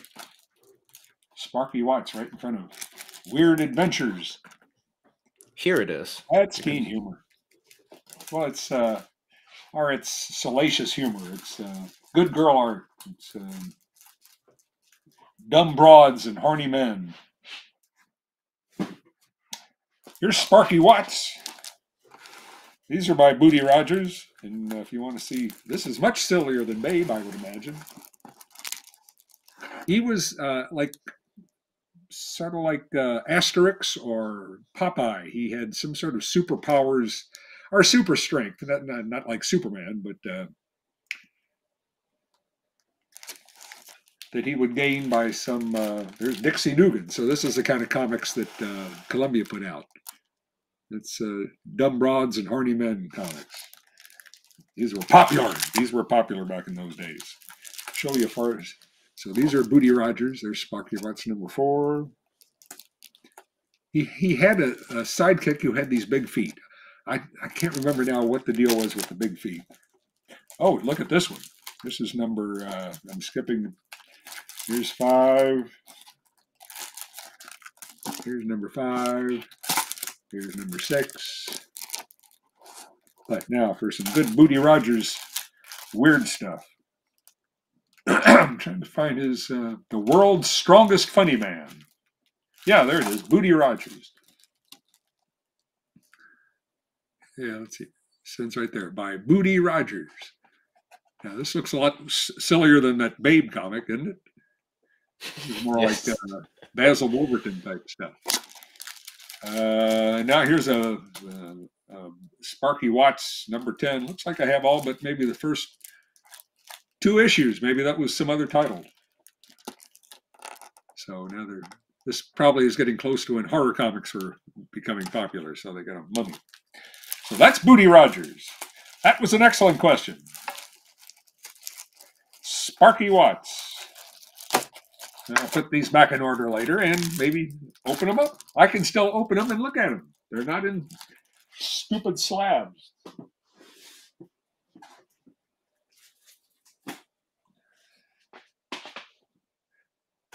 Okay. Where? Yeah. Yeah, of course. I think here is while I'm going through more questions, maybe another quick challenge, because this is, I think you mentioned it's about like a comic book writer, Scribbly, number 1 and 4. That's a DC comic. So is it this close to me? It's right here.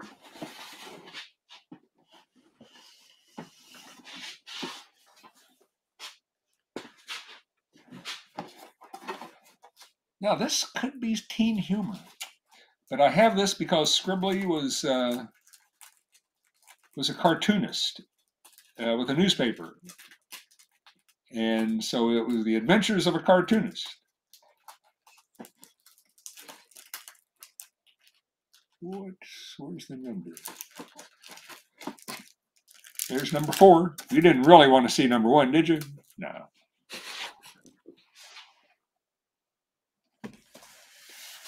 Scribbly number 4. So he's dreaming.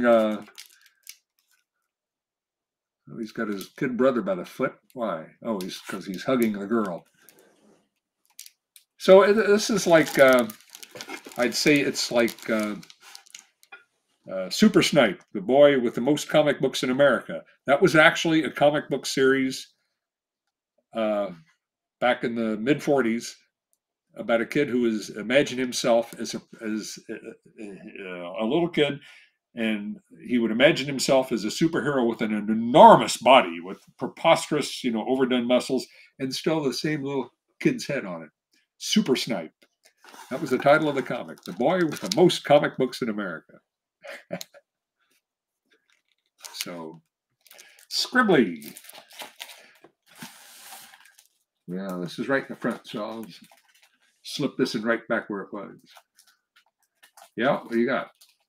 Okay, we have a question related to what you said earlier. Were there any other adventures that you started some research for, but that just didn't work out? No, that's the one that I always remember. I did because I do sometimes 2 weeks of research, and if I didn't finish the story, I wouldn't get paid for those 2 weeks, and it didn't pay well enough for me to just throw away 2 weeks of pay. So, and I should mention, it was a very good paying job for Egmont. I was just very slow. Plus 2 weeks, I don't think anybody else did 2 weeks of research, to make their stories based on actual fact. It was just the way I did it. But I remember one story that I knew I wasn't going to like, but I just kept pressing on and get it over with. And that was An Eye for Detail. I thought that was a terrible story.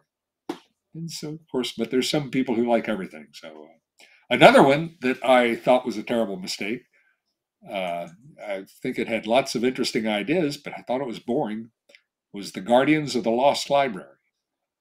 And of all the comics I ever created, all the stories I ever did, that one seems to be maybe the most popular comic story. People have said it's my best story, and I'm just repeating what I've read. People say it's the best duck comic they've ever read.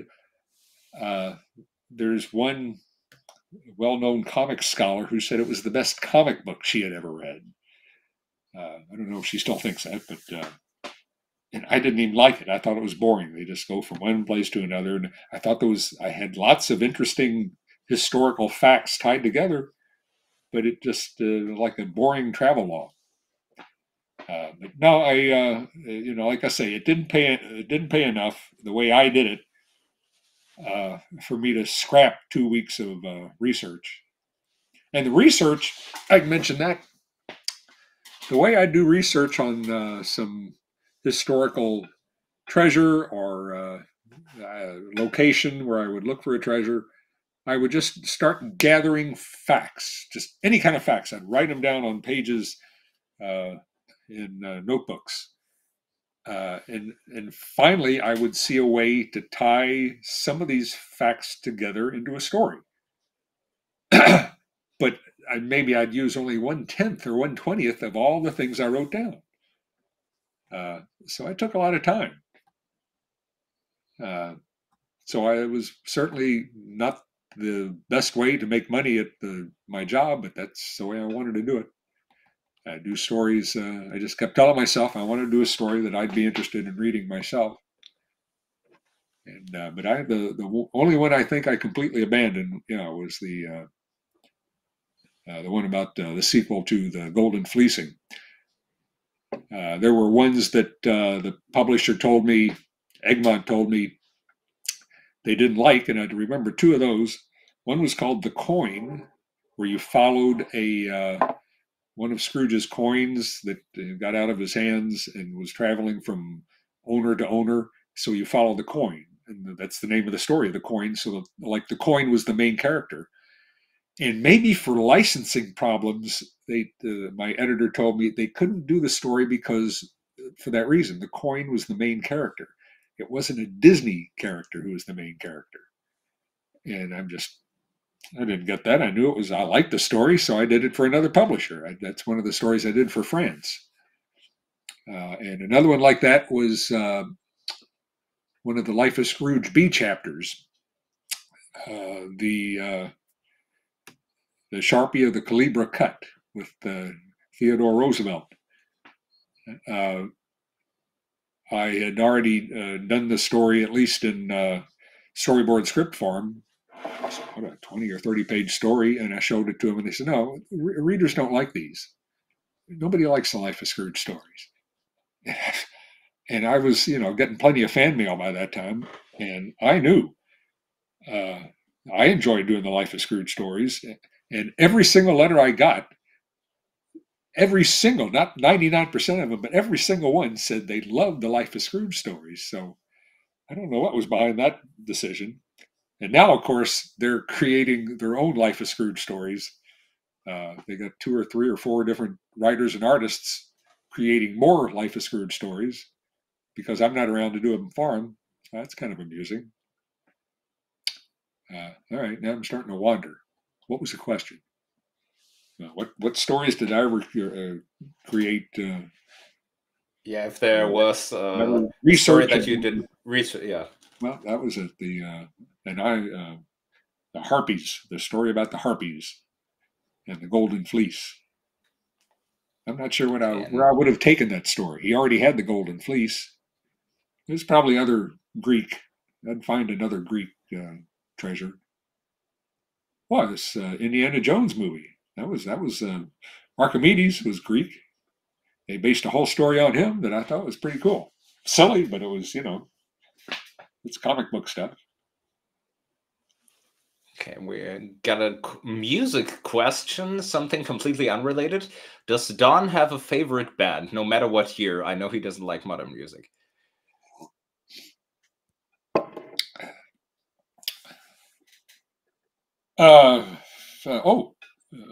Modern band, Gordon Goodwin and his Big Fat Orchestra. Fat is PHAT, because he does modern swing, not jazz, but swing based on the 40s music, which is my favorite music. I can tell you my favorite piece of music is Benny Goodman's long version of Sing, Sing, Sing. I don't know why there's no telling why what they like about modern music now. It doesn't have any melody, so But I don't see how even somebody who likes wild modern music wouldn't love Benny Goodman's Sing, Sing, Sing. That's wild. That's crazy. I love that. And of course, I seem to hate Disney, but I'm talking about the corporation. Of course, I love old Disney cartoons, and well, not Donald Duck cartoons. I'm not crazy about. They're kind of, but the feature-length cartoons. And I do think perhaps the most beautiful song I've ever heard, certainly one of them, is "When You Wish Upon a Star." The music and the words too. So, and I couldn't even tell you who wrote that. It's not played by a band. I could probably think of some more, but not Spike Jones. That's crazy stuff like Moody Rogers would do. But all the old Raymond Scott I like. He did crazy music back in the 40s. But I've got huge collections of all the old big bands from the 30s and 40s. So I'd say Benny Goodman. You probably Here's a never question. heard of Benny Goodman. What? Well, I've Here's never a question heard of about. Swift. Yeah. Speaking of movies, Don said before in the previous stream he likes Miyazaki movies. Do you have a favorite? Does he plan on seeing The Boy and the Heron? And I can thank Disney for that. When I had to quit doing Disney comics because Disney interfered with Gladstone and told him not to return my artwork, which is illegal, and I had to quit because I couldn't fight that. But then I accepted an offer to go to work that they asked me to work on DuckTales. So I contacted them because I was out of business. I liquidated my 85-year-old family construction company. I had to do something.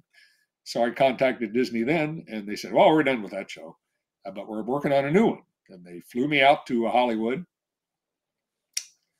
I remember that mainly because it was the first day it had snowed in Hollywood since 1948 or something. And the guy who picked me up the next morning, it didn't rain, didn't snow down in Hollywood and the more deserty regions, the lower, but the guy, the producer, the head writer, lived in the higher altitudes. And when he pulled up in his car in front of the hotel and it was covered with snow, everybody rushed out. He said, look, snow, snow. That's the main thing I know. The main thing I remember about that is the first thing they had to show me, because being Disney, they were going to copy everything from something else. They wanted to start copying Miyazaki, which was, well, I guess they also knew Miyazaki created the best animated features of all time. And so that was the first time I saw Laputa. And I was mesmerized by that. So much so, I mean, I'd never seen anything like that. And it even had quality of a little Karl Marx in there, the treasure hunt, and the really bizarre. I was fascinated by the idea of something set in the past. Obviously, it seemed to be set around like 1880, but not in our 1880. It was some other 1880 on another planet, but it was very close to this planet. But I remember when I got home, I only, that was Tailspin was the show they were copying off Miyazaki's, because they had to do with lots of planes. And I wrote 2 episodes, and then I got the ability to work for Egmont. So, but anyway, after that, I bought a Laputa Laserdisc. Those are the big thing. And those, if you really loved movies, you had a Laserdisc machine instead of that awful videotape. So I bought it. It was in Japanese, and they showed me it was probably a Laserdisc too. And of course, it was just in Japanese. I had to figure out what was going on. It was pretty easy. I could see what was going on, but it would still be nice to know what the people were saying. So I recall me and Dan Shane, a friend of mine, who also I got him interested in Miyazaki. We hired a Japanese exchange student from the University of Louisville to come out. And she sat there, and I had my finger on the the remote pause, and somebody would say something, and I'd click and return to the pretty Japanese girl, and she would tell us what the guy said, or the girl.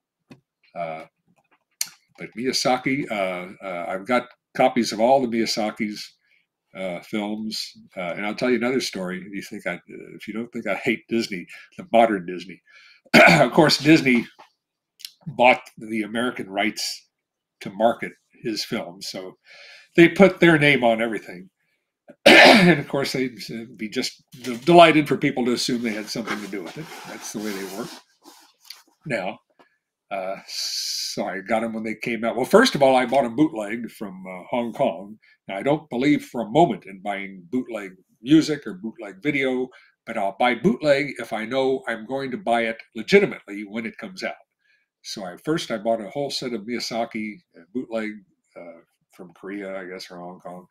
And then I bought, when they finally came out on DVD, I bought them. And then they came out on BD, which is Blu-ray disc. I don't know why nobody wants to abbreviate that, like digital video disc, DVD. They keep saying Blu-ray disc instead of BD. I call them. So I bought all the Miyazaki's on BD, but these were the Disney licensed Miyazaki's. Then 4 or 5 years later, a couple of years ago, Miyazaki had his international rights back, and he did his own set of BDs. So as you can guess, I bought them again and threw out all the ones with Disney's name on it. I didn't like that. I was really offended. So that's how much I like Miyazaki. Yeah, and I like the Nausicaa and Spirited Away and so on. I love all those, but nothing as much. I love Laputa so much. I say it's not simply my favorite animated feature. I think it's one of my 5 favorite films of all time. Right up there with Citizen Kane and King Kong and It's a Mad, Mad, Mad, Mad World. And I like it that much. Are you still there? Yes, of course. Okay, good. Then moving from movies to books, any books you would recommend to start the new year? A few years ago, you recommended me Flashman's Lady, and I'd like to thank you for that. It was a very exciting and funny read. I think I know who that is. That was the fellow who came from Madagascar. And I just recently read Flashman's Lady that took place in Madagascar in the 1880s. And what horrific things were going on there. And so I met this fellow at a European show. Anyway, what other books do I like? I think my 2 favorite authors are George MacDonald. Well, no, that's Flashman, yeah. I like the Nero Wolf. That's my favorite detective series by Rex Stout. And there's you get me with too many names going around in my head, and I start not being able to call up names I know really well. Who writes? Well, anyway, that's one. The other author will come to me in a moment if I stop thinking about it. Time is flying by. Let's see if Some people were asking about comics by Fletcher Hanks as a challenge. Fletcher Hanks. Mm-hmm. I'm pretty good. I don't know. Can they tell me? Well, they didn't mention what Fletcher Hanks. No, just comics by Fletcher Hanks. But let me look it up. Might be funny animal comics I don't have. Fletcher Hanks comics. It's an artist or a writer? Cartoonist from the golden age of comics who wrote and true stories detailing the adventures of all-powerful supernatural heroes.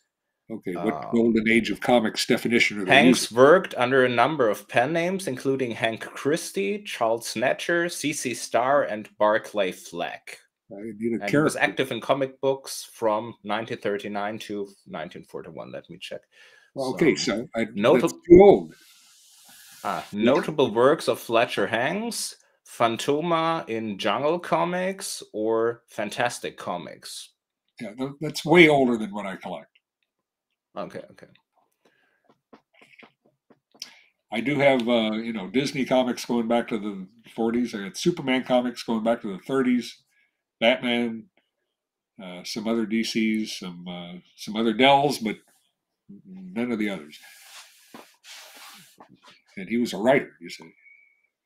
Or did you? I think it just says cartoonist, so maybe he was a writer and artist. I don't know. Right. But yeah, then let's do a challenge from our list. Maybe how about The Brave and the Bold #2? Okay, that's easy. That's DC. Those are interesting. I'll maybe show you several of the covers. B under B, brave, brave, brave, brave, brave, and the bold.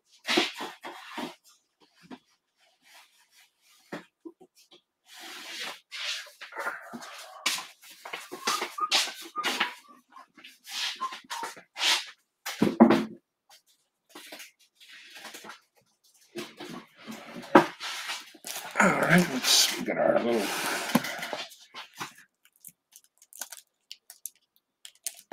Here's Brave and the Bold #1. I have to show you that, right? It's a DC one. It's about 1955. Yeah, it's got the comics code. It's Russ Heath artwork, looks like. This is Joe Kubert. That may be Jack Abel. So these were adventure stories of continuing characters. The Golden Gladiator, obviously ancient Rome, the Viking Prince. The Silent Knight is a knight. He couldn't talk because he had a distinct voice, and that would give away his secret identity. But #2 you want. So it's a solo cover for the Viking Prince. I want to look at it myself so I can say something about it. Yeah, he's hanging off the masthead of his ship. Brave and the Bold #2. Let's see if they ever. Here's the Shining Knight.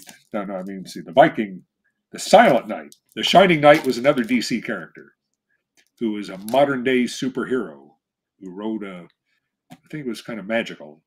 He rode a horse that could fly, and well, let's see. It looks like the Silent Knight was the early star of this. So we're up to #4.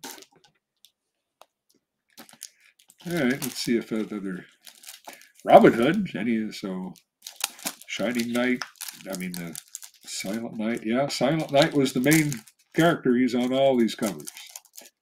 The Silent Knight. It's a nice cover that's sort of a wash. Special kind of coloring they don't do on comics anymore. That's #10. All right. See, I haven't looked through these in years. Still there? Yeah. Keep talking so I know you're still there. We have a question because you mentioned that you didn't like the Lost Library story, and Mike asks what part of writing the stories in general was personally satisfying? Creating money bin traps, or the relationships between the characters, or... I'm not trying to make a sarcastic answer. The most satisfying part of creating a story, what do you think? Finishing it. Because I'm serious. I would work on these stories for 3-4 months every day. And by the time I'd worked on them that long, I was so sick and tired of them that I was sure that every single one of them was a dreadful mistake, like I was sure of the Guardians of the Lost Library. I thought it was interesting, but I don't expect everybody to, understand what appeals to me. So I was sure that was going to just be boring. But I have to, get some distance after I finish it and look back at it later. And then sometimes I still don't like it. But other times I look at some old stories I did, and I think, well, That's not bad. So, for instance, my 2 or 3 Magic of Dispel gag stories, the one with the transportation or transporting silver On a platter, silver platter. yeah, and then the one the matter of some gravity and forget it. Those were 2. I still laugh at those. So, but no, really, just uh, writing them, I would think about, well, this is so much easier than drawing. Drawing was just so tedious to me because I didn't know how to do it right. I didn't know any of the ways to expedite it or, eliminate the. So I'd hate drawing it. So and the drawing is the final step. So that's why the most completely satisfying part of creating a story was getting it finished. I guess in the next is to find out somebody likes it. But, if I liked it, I'd wish other people liked it, but it wouldn't matter. So I'm going to look through these Brave and Bolds, too. Thank you. That was a nice set of comics. That came out the same time as Showcase. I think so. First issue of Showcase was similar to the first issue of Brave and Bold, with continuing. I think they had some continuing characters or just experimental stories. Okay, we have a question. We might have talked about this in the past, I don't recall.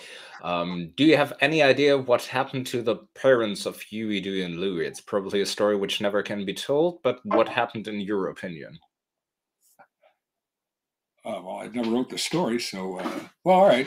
I think we've been asked this story in just about every live stream we've done, and I've been asked it in every interview I've done for 30 years, but that just means people are interested, so I'll answer it again.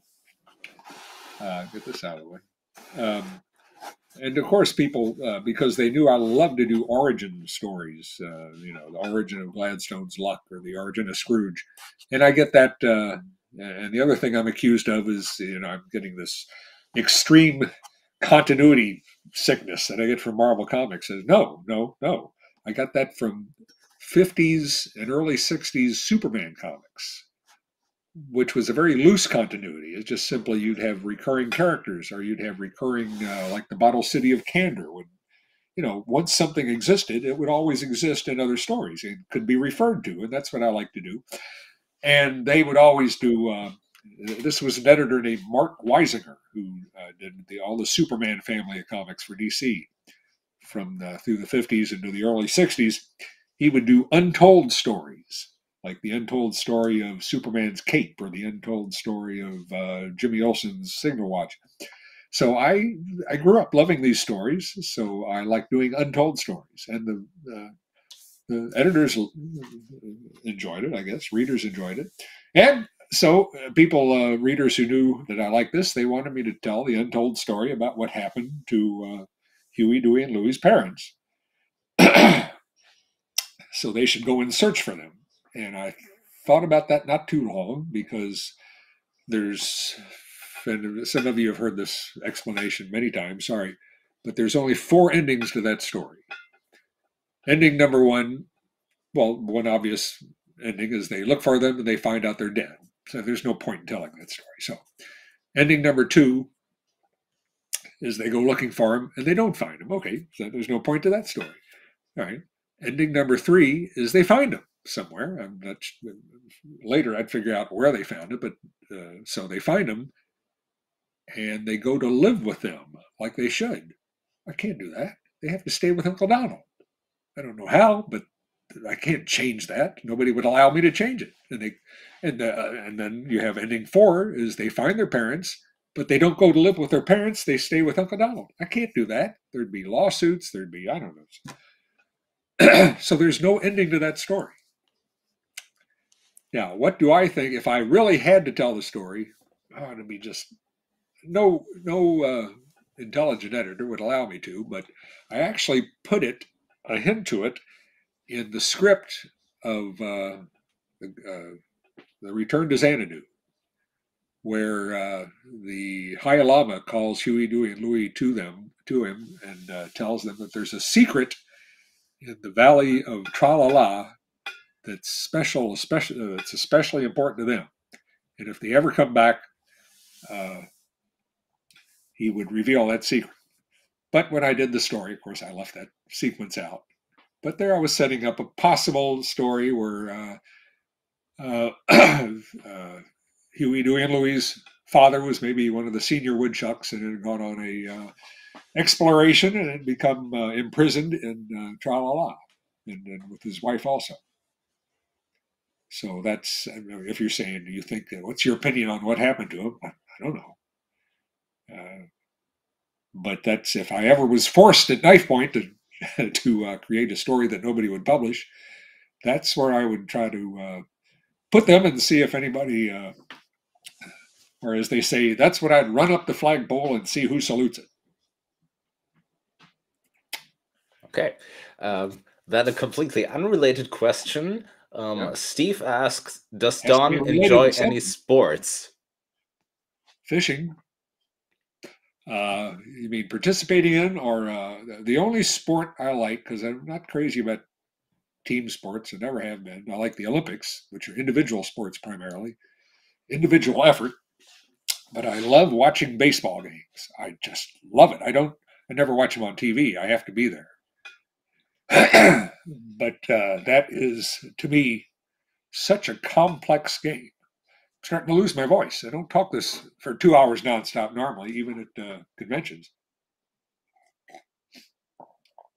But the fact that when the pitcher pitches, even before the batter hits the ball, as soon as that pitch is released, there's so many millions of combinations of things that can happen. I've heard European friends who just love soccer and they watch a baseball game and they said, it's boring. It's boring. Well, it's a game of thought. It's a game that's it's exciting even when everybody's tense. They're waiting for the pitch because you can see what's in their mind and there's no telling what could happen when this ball is thrown. And if you don't understand that, I think there's a few multi-part documentaries about why people love baseball. Who was the guy who did the really great one? Ken. He did lots of about 15 years ago. Did a series. He did one on jazz. Anyway, Ken something. He did one on baseball. Anyway, I like to watch baseball games. Okay. I hear Deirdre again. She's walking past the deer bell. Whoops. Yeah. How about another comic book challenge? Okay. Maybe how about Mad Magazine number 29? Okay, I was telling Jano something about this that I found when I made sure. Of course, I knew I had it, but somebody wanted to see something in it. Well, I'll get it. That's why that box is right there. It normally is up there, and it's very heavy. That's 20 years of Mad Magazine. So I put it down here so it's easy to get to. And I need number 29, 25, 26, 27. That's 28. One more. 29. This is the sort of cover they would have sometimes. I'm going to take this one out of the bag anyway, so I might as well do it before I put it on the pedestal. I couldn't, if this was slabbed, I couldn't show you what the guy wanted to see. This issue had the first Don Martin cartoon in it. So this is a lot of detail on that. What do these things refer to? Preposterous humor, hilarious parody, scintillating satire, all on the inside. So this is a description of Mad Magazine as if it was an 1890s circus poster or something. Somebody wanted to see, this artwork is so good. These were, like I said, comics and humor for adults are college age. The first Don Martin. So I'm going to have to page through it. There's no contents page. This is kind of hard to do this. There's a feature. get my glass of water out of the way and dip my magazine in there. Basil Overton feature. He was a crazy cartoonist. But you want Don Martin. Now here's the feature I was telling Yano about. I want to show that. Sorry, this it's gonna. Maybe I should have put a bookmark in it when I checked it earlier today. That would have been good, huh?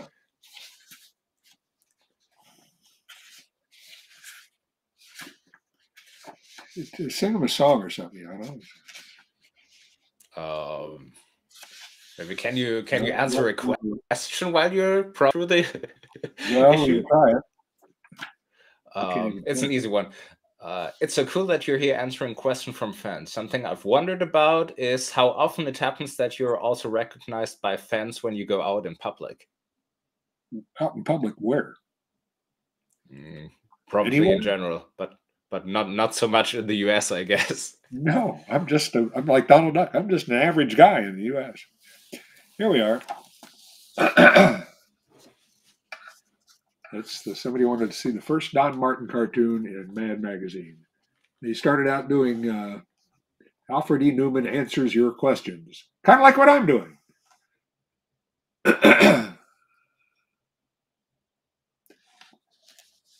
Now, what I wanted to show, how many Germans do you have watching? Germans, raise your hand in the chat. Yeah. Anyway, they have in this issue a collector's department of rare old cartoons. And is the name of the guy what's the name of the guy who did, what were the characters I mentioned? Max and Moritz? Who drew that? Mm-hmm.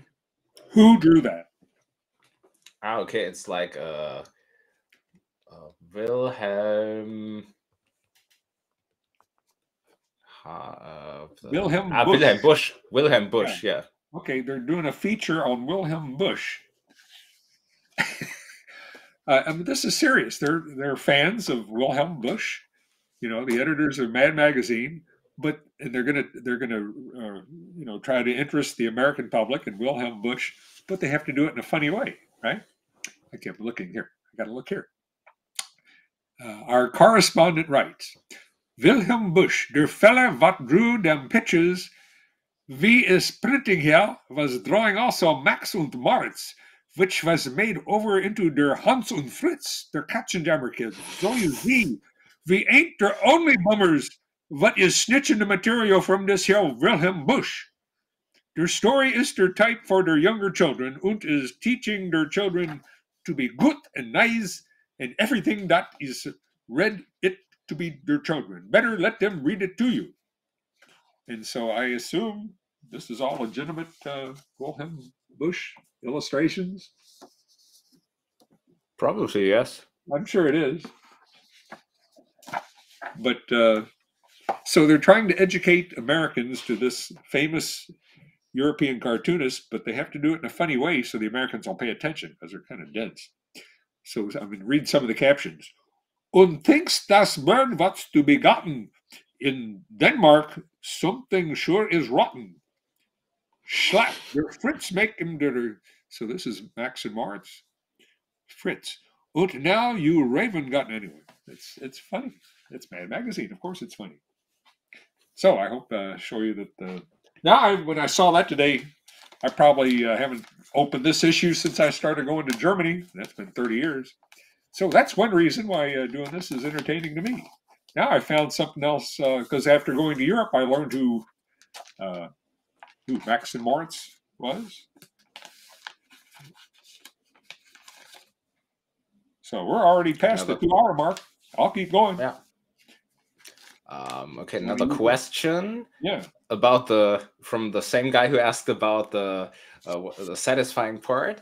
Which part of the process did Don enjoy most when he was doing it? Writing, penciling, or inking? Did you mind filling in large black areas? I heard Barks had Gary do that part. You wouldn't believe how much time it takes him to fill in black areas, not just large ones, small ones.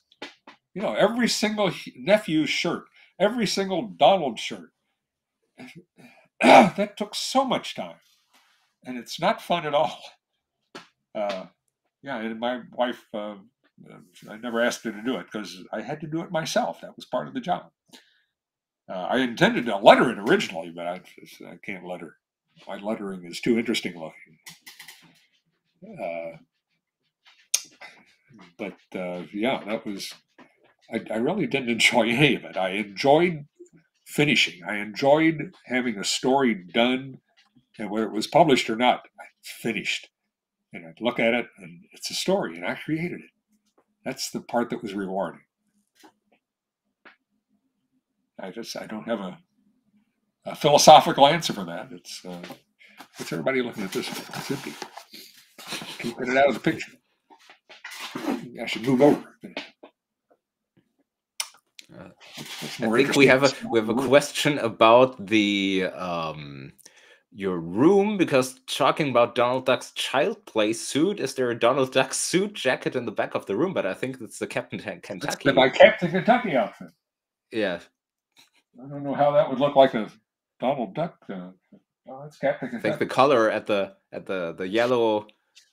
yellow part at the top, I think, looks a bit like Donald's color.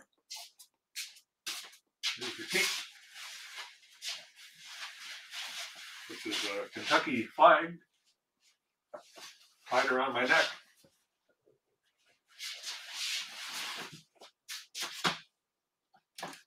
Here's the leotard. It still fits me. Shall I switch into it right back of here? And, I don't know. And the boots. There's a nice job on the boots. I can see they're slowly rotting away. I used to make public appearances in these. I put them on for a photo I took. I think you used it on the website. Found out the boots. This is an actual pair of boots I had, probably hippie boots, hippie style boots, and I couldn't get my feet into them anymore because the leather has dried up.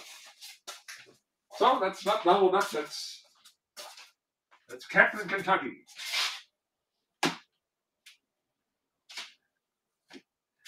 Yeah, you still there? Yes, of course. I'm going through questions. Do you have any comics in your vault that you haven't actually read? I suppose it would go against you being a true fan. That I haven't actually read? Mm-hmm. Yeah. Word for word, every story. Some of the comics in here suck. I mean, I'm a completist. Some of the horror comics from the early 50s are just dreadful. But there's not a single comic in here that I haven't looked at every page of. Out of curiosity, because I love comics. Sometimes I just want to see how dreadful they are. But no, there's every single comic in here I've either read or I've inspected. I've looked at it enough to look at every panel and say, no, I don't want to read this. But because I'm a comic book completist. I love comic books, but they're not all worth reading. I just love the form. I love the fact I can pick them up and turn the pages and look at them, not seal them in blocks of plastic. Those are people who hate comics. They just want to sell them as soon as they can make a profit. Or they want to keep them to show them off to people, but they don't want to let anybody touch them.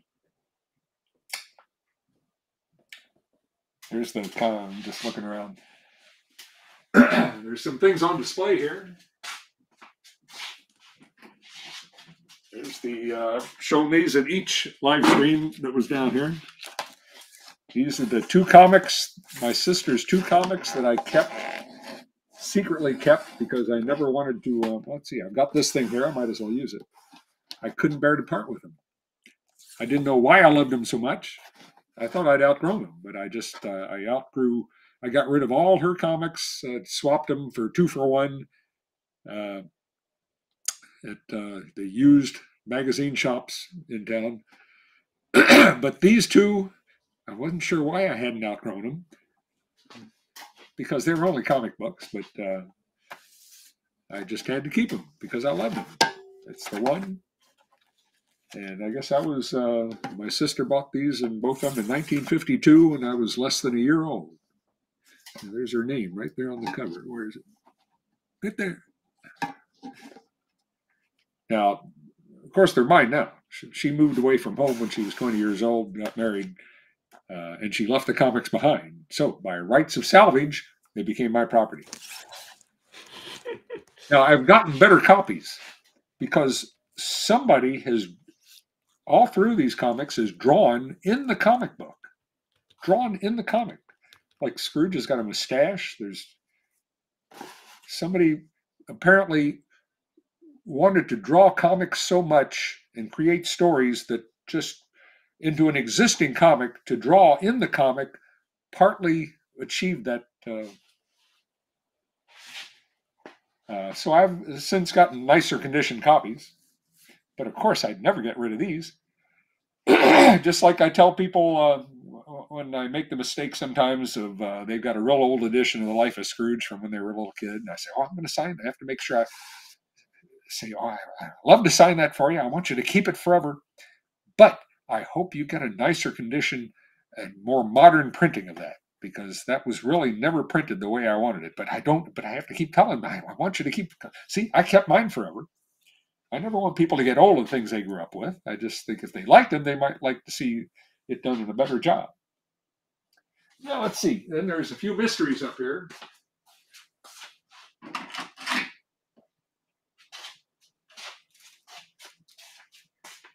Here's one I found somewhere around the house.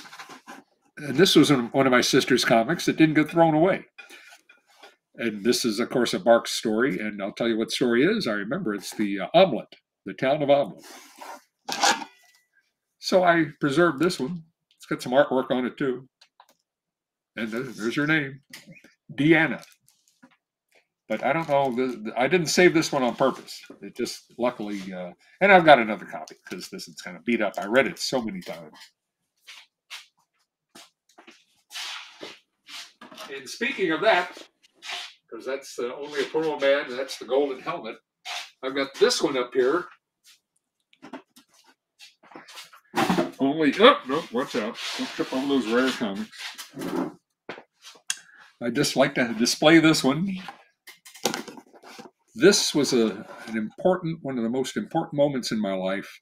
I was at the used comic shop. No, it wasn't a used comic shop. It was a 2-for-1 magazine paperback bookstore. You know, the really seedy part of town and a dirty place. You wouldn't want to let a kid go in there.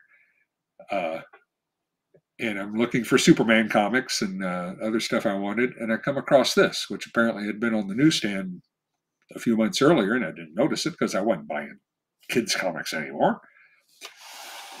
But this is the first reprint of a Carl Barks story. And what caught my attention was, maybe I didn't know what this was, but apparently I turned it over. And it says 2 famous Disney, didn't have anything to do with it, 2 famous Barks, it should say, classics. The Golden Helmet. Oh, that's the front. I saw 2 famous classics, The Old Castle Secret and The Golden Helmet. Now, this was an incredible moment in my life. The Golden Helmet. That was one of my favorite comics. It's one of the ones I kept. And there wasn't something wrong with me. That these are adults who are putting out these comics. And this is reprinted by popular demand. Other people like this story. So I snatched this right up. I had to trade 2 of my comics to get it. But no, this is after I'd traded away all her comics. And I took it home. And of course, the main thing I was interested in was reading this Old Castle Secret story. And that was another epiphany. My sister never had that one. That was like a year older than her oldest comic, I think, which was like 1949. And the Old Castle Secret was 1948 when she was only 7. But I'd never seen a comic like this. I mean, it was like an old movie. It had such detail and such emotion and such atmosphere. It was scary. And this changed my life, this comic.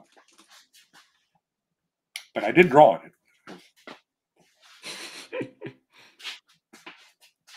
But what I did was I drew my own versions of the Golden Helmet and the Old Castle Secret. My own versions in some of my notebooks that are some of the notebooks my father brought home from work, business ledgers, and I just copy Marx's panels, story panel by panel. I'd put human characters in place of the ducks. But even though I saw the ducks as human, I just I didn't want to. I wasn't copying it exactly. And why would I do that? Because I never showed these to anybody. It's just the thrill of telling a story, whether it was a comic book or a movie or telling stories. Just fascinated me because I enjoyed movies, television. I enjoyed stories.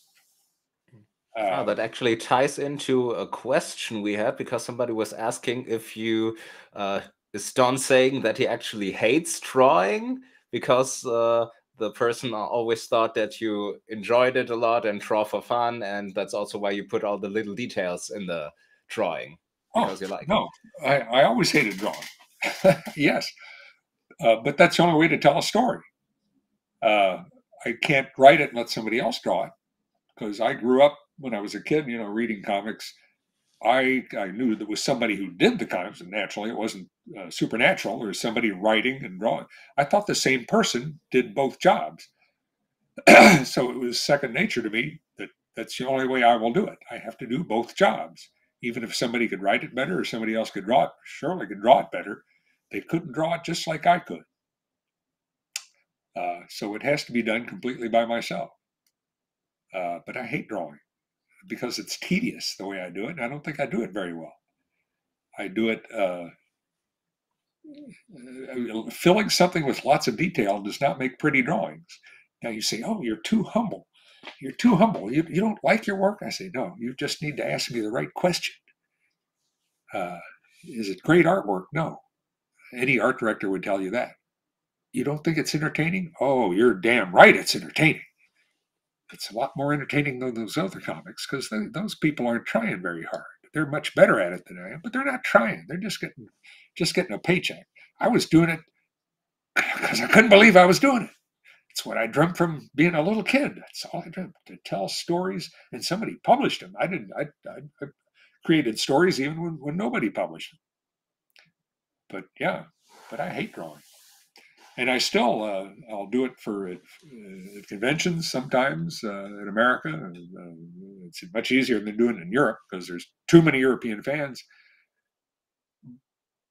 But the only thing I like about it is it's such an easy way for me to make people happy. And I can't believe how happy they are just when I do them a quick scribble. It's almost obscene that I shouldn't be able to make somebody so happy with such little effort. It should take much more effort. Of course, to do them a really good drawing would take too much effort. It'd take me hours and hours instead of. But yeah, I only drew originally because I had to draw to tell the story, and I only draw now because it makes people happy, and I like making people happy who love the same stuff I do. Okay, we have a question about newer comics, but it's newer comics from people you might know, because with some people were asking if you have read the Bone comics by Jeff Smith or Usagi Yojimbo by Stan Sakai. No, I know both those guys, but I just don't read comics anymore. No. Because the only comics I wanted to read, and they're both great guys, and they treat me like a king because they know, unlike most of the other. In fact, I don't hobnob around with any cartoonists when I go to conventions because they don't know anything about me, and I don't know anything about what they do. And of course, I'm embarrassed that I don't know anything they do. But I know there's 3 or 4 or 5 people who I know because I see them in Europe. They're the only Americans really invited to Europe, especially back in the 90s and 2000s. One is Jeff Smith. I see him all the time. Another, Sergio Aragonis. What a cool guy. Bill Morrison, another great guy. And the editor, briefly, of Mad Magazine. What an honor it is to know for however brief, that man who is the editor of Mad Magazine, one of my, I mean, if people don't already know this, I say this all the time too, my two biggest influences were Karl Barks in comics, Karl Barks and Mad Magazine. That's what my sister, when she outgrew comics, she was buying Mad Magazine. So I grew up on those too, or maybe at the same time. Can't remember exactly. So Bill Morrison, Neil Gaiman, I'd see him in Europe all the time. But when I go to comic conventions, I hang around with collectors and comic dealers.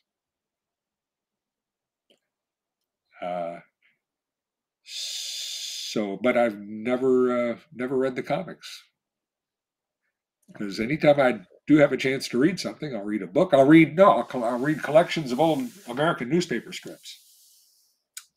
Sometimes. I've got stacks of books that the only time I read each day is between about 3 and 5 in the morning, after I've had my first sleep period. But then I'll read old books going back to the late 19th century, adventure books, H. Rider Haggard. And I'll read old comics when I get some old comics that the type that I like that World's Finest #3. I'll probably read some of those stories. I'll read the Superman and the Batman story, but I'll look through every page and maybe read bits and pieces to follow the plot of the story. Oh, my voice is starting to. So sorry, no, I don't read any comics.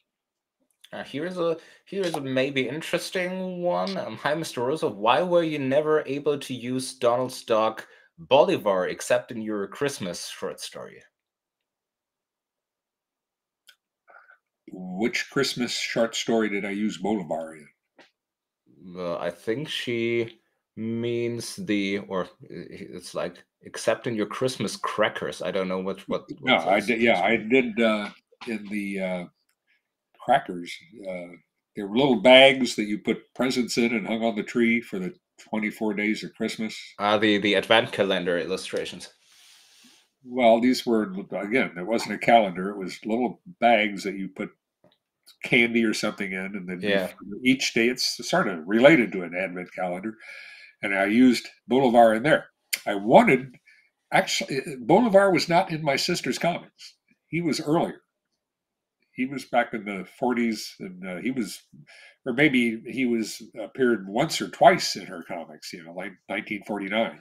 So I didn't grow up on Bolivar. But I love dogs. I'd love to use Bolivar at some point. So it was the story I was going to introduce him in when my follow-up to The Son of the Sun, when Flintheart and Scrooge go back to South America. And so I thought, well, this would be a chance for I could introduce Bolivar, like the origin story of Bolivar, into my comics. And Bolivar being a South American hero, that's why he would be named Bolivar. Maybe he'd be a South American dog. He's a Saint Bernard. Maybe he was a rescue dog in the mountains. But the editor nixed that. I guess it's logical. He said, but Bolivar is in our other stories. How can you do an origin story when he's already existed in all our other comics? Because I'm not familiar. Again, these are European Egmont-produced comics that I'm not familiar with. I can't read them. They send them to me. I'm still getting them every week. I'm getting all the weeklies Egmont puts out. I like to sit. I flip through all of those. I can't read them, even if I wanted to. I can't read them, but I like to see what's going on. And that's when I see the gorgeous artwork by Harold, and that's when I see that they're hiring writers and artists to do more Life of Scrooge stories after they told me that nobody liked them. So they said, you can't introduce a character that everybody already knows. And I said, yeah, I guess you're right. So that's why I never used Bolivar, because he did not exist in the comics that I grew up with. And I couldn't just suddenly have him appear. The same problem with why I couldn't. The editor, I guess, wisely told me when I wanted to bring Matilda, Donald's mother, or Hortense rather, when I brought Matilda back in the Old Castle's Other Secret story, I also wanted to bring Hortense back. They were both living and taking care of Scrooge's castle. And the editor said, well, you can't do that, because if his mother had been alive all of these years, where has she been? Why hasn't she even visited Donald at Christmas or something? And I knew that you couldn't just say, well, of course she did, but we didn't show those stories. No, that's cheating. So they very quickly convinced me that, just like Bolivar, I can't do that. That's cheating. So we had to decide Hortense was dead for some reason. Not lost in tra-la-la. She was just plain dead. So that's why I couldn't use Bolivar. Or I wouldn't let myself use Bolivar, I should say. I could, they would have let me, but for my own view of what I was doing, I couldn't suddenly introduce a beloved dog that they'd had all their lives when he never appeared in any of my comics. As a dog lover, I would have had him in every story. People would have gotten tired of him. It's just that Don Rosa and that Bolivar dog again. Jesus Christ. He was slowly morphed into a basset hound, though. That's probably what we, just a little bit in each issue. From a St. Bernard to a basset hound. Well, that would have been tough. Oh, I was going to say earlier, somebody said, if I don't enjoy drawing, why do I put all the detail in it, right? I grew up... I was just gonna say, because people are still not believing you when you say you don't, because somebody says Don did all those decorations for the letter envelopes, I think for Ray Fouché and stuff. That doesn't look like the work of someone who doesn't enjoy drawing, but it was about telling the story, the gag. I was entertaining Ray Fouché. That's what I was doing. And entertaining the mailman. I was entertaining. Well, that wasn't much drawing. That was just a letter. I like to tell jokes with comics. I do that in high school in the back of the study hall. But the details in the back, not just the details, two things, the details and the things going on in the background. When I learned to draw, and that's another reason why people think I am influenced by Robert Crumb, and I have to say, no, I didn't discover Robert Crumb until college. And I drew that bad long before I saw Robert Crumb's artwork. But he and I both grew up drawing our own comics just for fun. And that's when I did enjoy drawing. Of course, it was sloppy drawing, but I was telling a story to myself. Nobody else saw it. I was telling myself a story and pretending like this was a movie or a TV show that everybody... that's what he did. He would draw comics for himself. Now, when you learn to draw as something to do in your spare time, there's no reason to hold back on the detail. That just fills up more spare time, makes it more entertaining. So I just learned to put all that needless and irritating detail in there. That's just because it would take up more spare time. Now, when putting all the things going on in the backgrounds of the comics, partly that's Mad Magazine. That's Will Elder. He'd always have things going on in the backgrounds. Or Harvey Kurtzman. There's, things going on in the backgrounds that have nothing to do with the story because it's entertaining. That's one reason I couldn't ever write for somebody else to draw or draw for somebody else to write. If I was going to write for somebody else, I would not write. How could I write, say, and also in the background of this panel have this happening, and in the background of this panel have this happening, and that would that guy, I'd get fired. Nobody's going to follow those stupid instructions. Now, if I was drawing somebody else's script, I would never add things to. It would look like I don't like his story, and I'm trying to make it funnier, which is what I'm. It's okay if I insult myself. That I think I've written a story that needs some extra humor. That's okay. I can insult, but I'm not going to insult somebody else. I might get punched. But the other reason, or the main reason, is I pretty quickly learned that drawing the main characters was easy.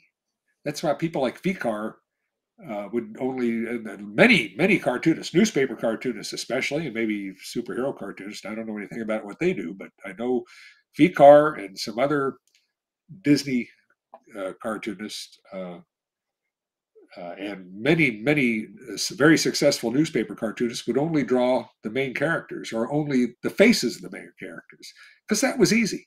The backgrounds are what is hard. Filling the background with houses and cars and people and just so it's a complete world. That's really boring. And yet, but the readers don't even see all that. It's in the background. But if they left it out, it would look completely wrong. So where's the world? He's in a blank panel. So I had to draw my own backgrounds. I couldn't afford to hire somebody to do it for me, certainly, and I wouldn't want to, even if I could. But I wanted people to see the backgrounds. I was forcing them to pay attention to the backgrounds, so I put jokes in the backgrounds. So maybe the first time they read the story, they wouldn't see that stuff because, like I say, you don't see the background.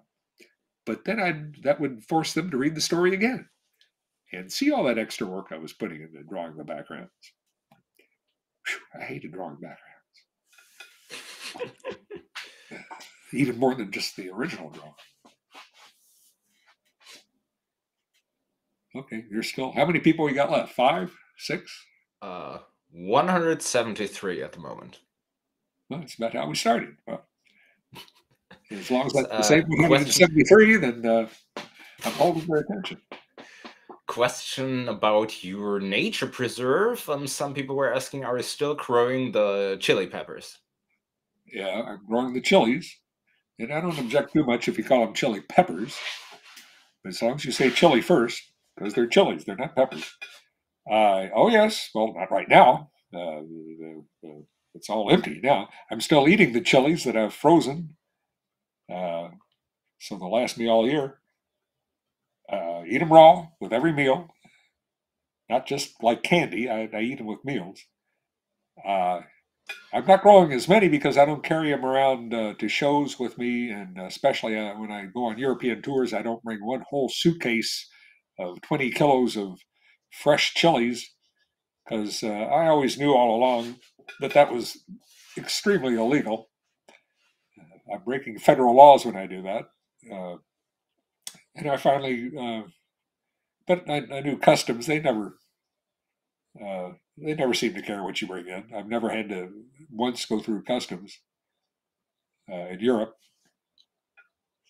The only time I did was one of the first times I brought some Kentucky bourbon over to give to the editor or to give to somebody, the chairman of the convention. And I knew I'm supposed to pay duty on this or something. And I think it was an expensive bottle of bourbon, the Kentucky bourbon. Of course, it comes from right where I live. All around me is the bourbon distilleries. It might have been a $35 bottle. And so there's the customs.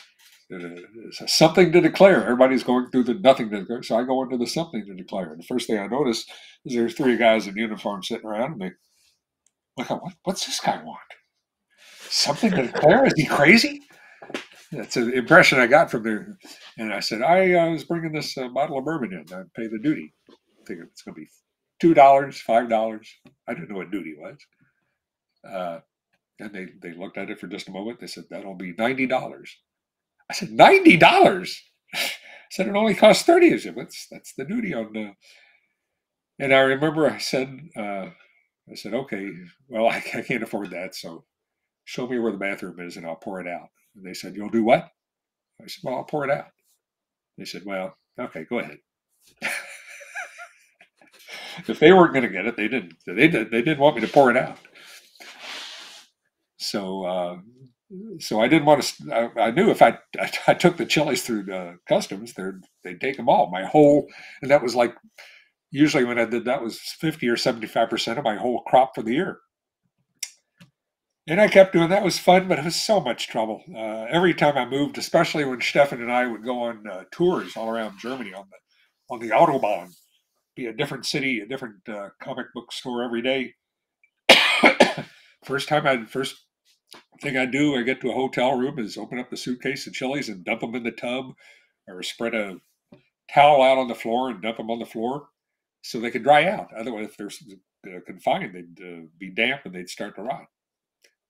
But I think it was finally when I was making probably the previous trip to Lucca, and I got to thinking, these Italians are so officious and so strict. I said, if I actually got caught by Italian customs importing like 20 kilos of illegal vegetables, at worst I'll have to pay a fine. No, at worst they'll confiscate my entire crop for the year. Second worst, or worser, they're going to put a big fine on me, and worst, I might be imprisoned and not be able to go back home. So I chickened out, and I just bring a handful of chilies just for my own use. That's probably, if I can convince him of that, that's probably legal. And give some to share with Stefan when we go out to eat, even if we have to eat at a food court at a shopping mall. I'll still have my chilies, and he brings his own. So I still grow chilies. Also about your nature preserve, do you keep a list of different wildlife, for instance, birds or butterflies that you've seen on your property? No, up here I do. There's not so many I can't remember. And I'll if recognize so, one what that I kind? haven't seen before. Huh? And if so, what kind of numbers are we talking about? Numbers? You mean all at once? How many? Not numbers. I don't know. Well, not all that many. See, because we live in the middle of a field, and there's some big trees next to us, but there's not trees all around us. That means we're only going to get a small number of a certain type of bird, because smart birds know that if they fly out to one of the feeders we have around the house, they're taking their life in their hands, because there's hawks that are going to snatch them. And we see that now and then. The hawk will just, because if you're going to feed birds, you really should do it under trees where they're safe from the hawks. So there's not really. Now, the previous house we lived in was in the woods. We had trees hovering all over, and we'd hang of course, the feeders underneath the shade trees. And I remember the birds we would have then. It was incredible, and have big feeders out there. And I think I estimated there were 300 birds right outside one window at one time. There'd be 300, like on there was like a bunch of different feeders. Or no, there was like 100 on the feeders. There was 100 on the ground pecking seeds, and there was 100 flying around. And now we just, might see a half dozen at a time because we live out in the field.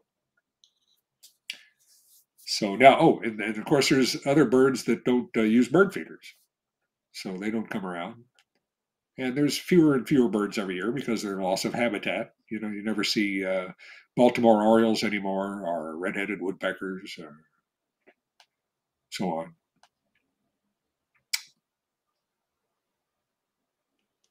Okay, we have one very random question. Minecraft Steve, I think it's like a YouTube guy. Can I ask what wristwatch you are wearing, Don? Why? I don't know. Maybe he would like to just see it. This is just a cheap $40 Timex Expedition. It's got the face, as I understand it. It's a beautiful watch, I think. It's just so elegant, and it's got that yellow arrow-shaped, but I think this is an imitation or a facsimile of old Air Force pilot watches. I'm not military fan, but somebody told me that after I got it. But I just thought this was such a splendid. It doesn't have any of these extra things. It's just got a date. Date's nice to know. The things I see watches with like all the seconds around what did they find? Written big letters so you can move a dial. And I'm thinking, what the hell?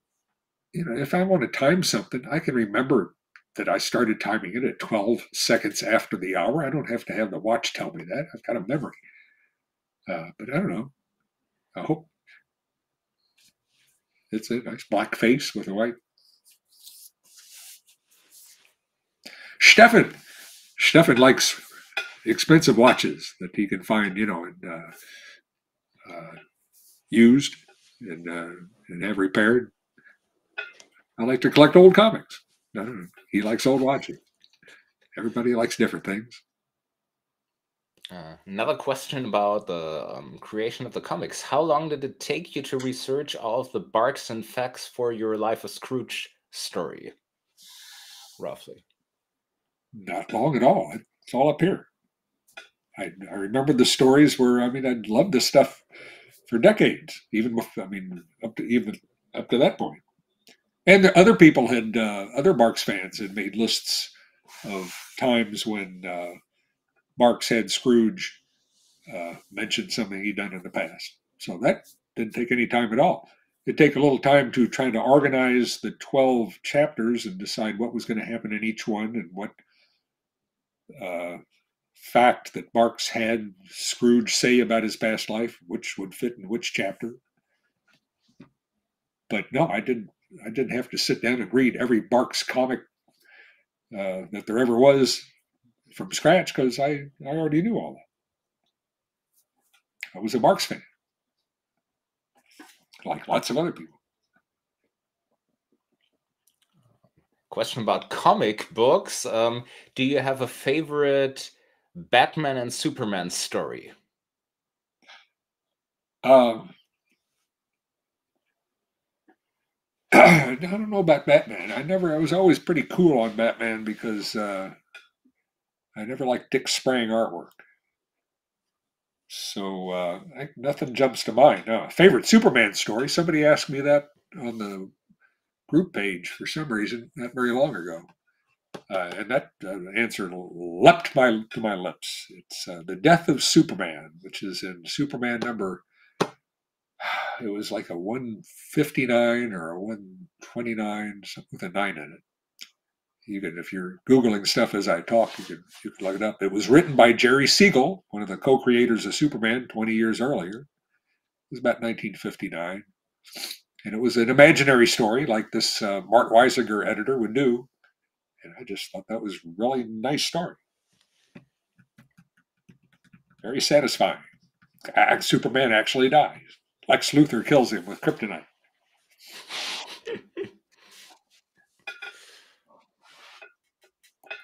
Batman, I don't know. I much preferred, I got rid of them all, but the Neil Adams Batmans, those were certainly better than the Dick Sprangs. I appreciate the Dick Sprangs a little more after the last 10 or 15 years when I've become more and more of a film noir fan. And you might say Batman is like a film noir comic book or a comic book noir, a comic noir. But I still don't like stories where in every story Batman's chasing somebody through the city and there's a tennis racket company and they have an actual giant tennis racket sitting on, and Batman jumps on the tennis racket. Or some other kind of factory that makes, it's just so stupid. Every story was like that. Always, whatever company made a product, there was an actual. What was that? What? I'm getting an echo. All right. I need to change my headphone because the left one died, so I switched to the right one. By the way, we've never done this longer than 2 hours. How come you're? I think so, yes. Well, no, we've never done it this long. Yeah. But since we're back after 2 years, we can make it a bit longer. Okay, yeah, it's fine with me. Still early here. It's what, getting close to 10 o'clock in Europe? Yep, 9:45. We should probably stop at 10 because I'm getting hoarse. Yeah. I'm gonna have a sore throat. Here's one question from a guy who's has been really desperate to ask this question because it's popping up like 20 times now, but it's not the thing about the spies again, right? No. Spy movies. No, but I don't think there's much point to it because it's pretty much the same as all the questions that are always asking him about live action adaptation of Life and Times, but he is asking about what do you think about a novel of the Life and Times of Scrooge McDuck? What would you think about that? In what sense? I'm not going to write it. I don't know any of that. If somebody else did it, well, not my character, so it's not. I wouldn't have anything to do with it. They wouldn't ask my permission, so I don't care. If somebody wanted to do it, I have no. It's like the people want to ask me, say, "What do you think about these new guys that are drawing these comics?" Or what do you think the Donald Duck comics? It's not my business. It's not my job to give opinions on their work. Some of them I think are excellent. Some of them maybe I don't. But don't ask me that. I don't want to be involved in presuming that what I think makes any difference. It's not. I'm just responsible for my own work. I did what I could as best I could, and that's what they should do. But if somebody wanted to, I don't know, I'd hate to see. Well, the only reason I wouldn't want to see a live action film is because who's going to do it? Yeah, them. I'm not going to like it. And they've made enough money off my work already that they'll just be making more. And,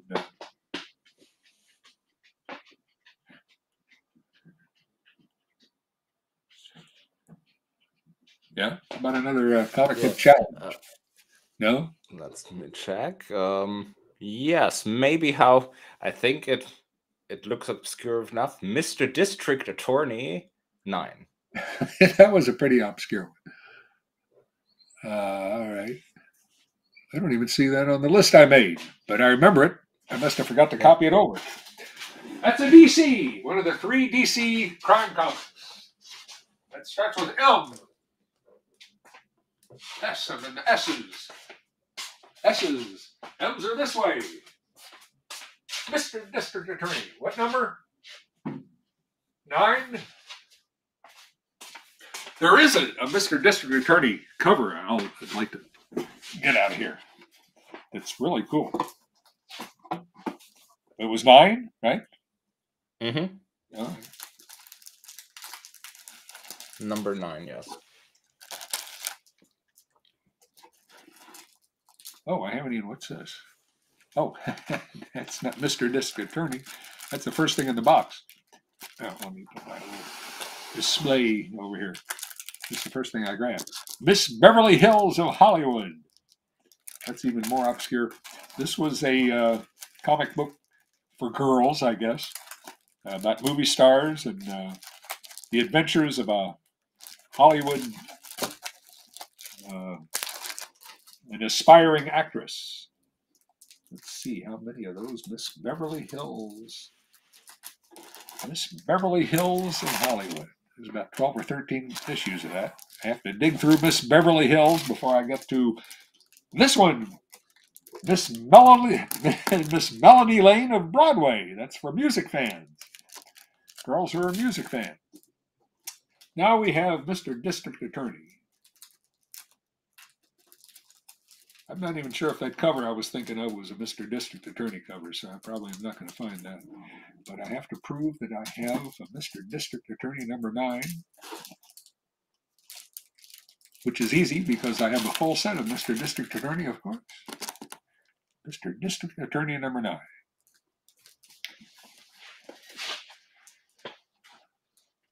I guess the guy just pulled a random number. Probably. I don't know if it is. Ooh, I don't like this one. It's got tape all the way down the spine.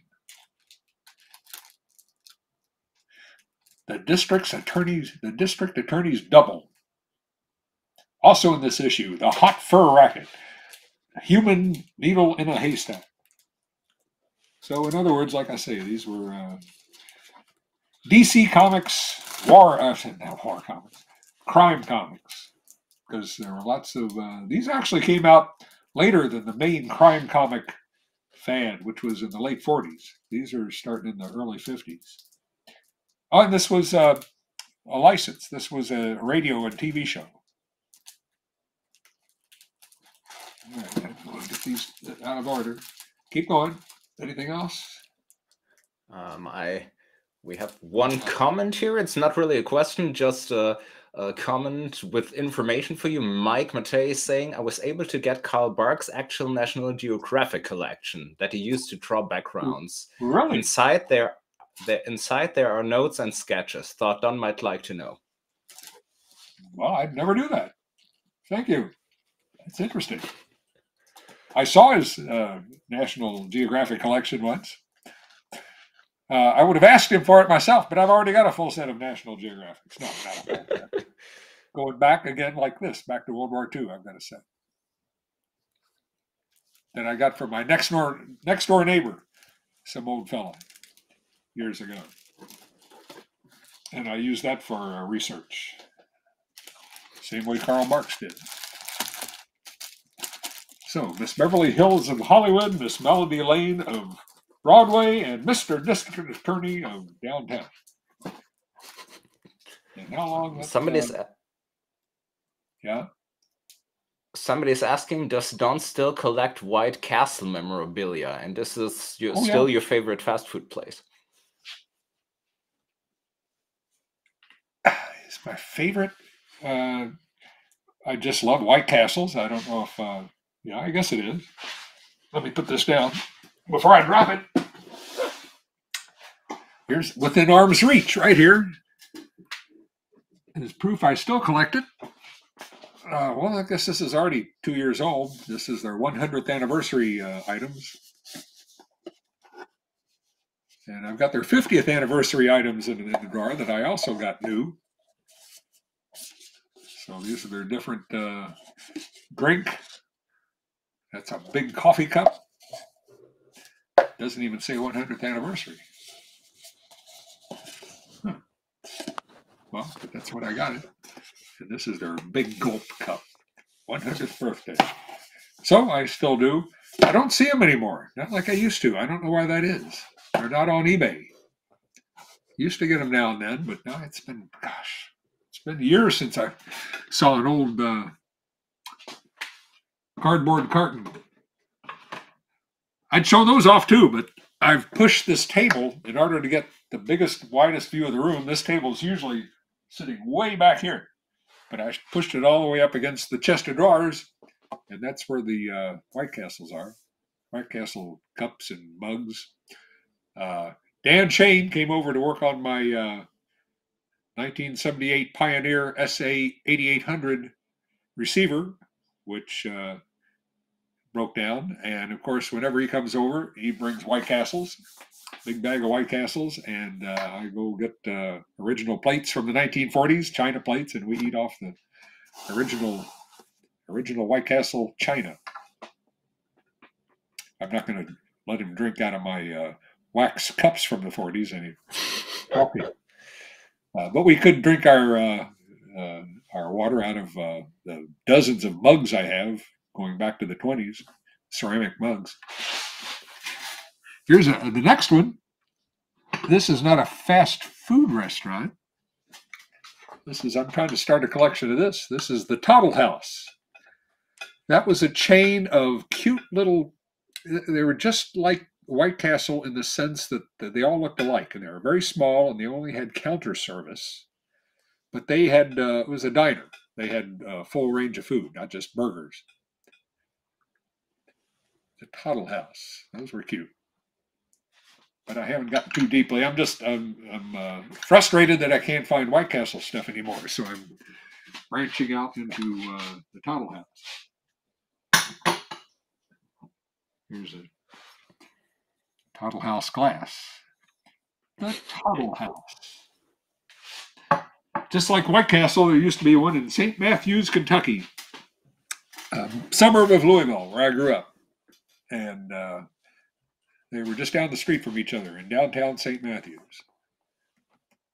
So my dad would, for whatever reason, when nobody was making dinner that night, he'd take me to the Tuttle House. So maybe how about, since we're getting close to 3 hours now, how about a final comic book challenge won by Mike Catron? I just saw one for Rudolph the Red-Nosed Reindeer. Yes, exactly. That's it? How about a Christmas challenge, Rudolph the Red-Nosed Reindeer? As many as you've got. He was in Scribbly's box. So the box right in front of Scribbly, I think I had Scribbly. He's in the same box with Rip Hunter. This is a comic book that came out annually from DC. Of course, they had the license for Rudolph the Red-Nosed Reindeer. Let's see. Gosh, this is why this is fun. I haven't looked at these. You always, there's Robin Hood comics right before Rudolph the Red-Nosed Reindeer. So we'll look through. It's something else. Somebody else asked, wanted to look through some ECs. So this is number 1. You have to trust me because it doesn't have a number on the cover. That should be number 1. Rudolph the Red-Nosed Reindeer. And there's not even a year on the cover.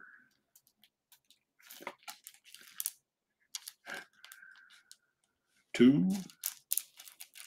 Rudolph the Red-Nosed Reindeer. These were pretty nice, done by one of their better funny animal artists. I can't put too many of them up there. It's going to slide off. No.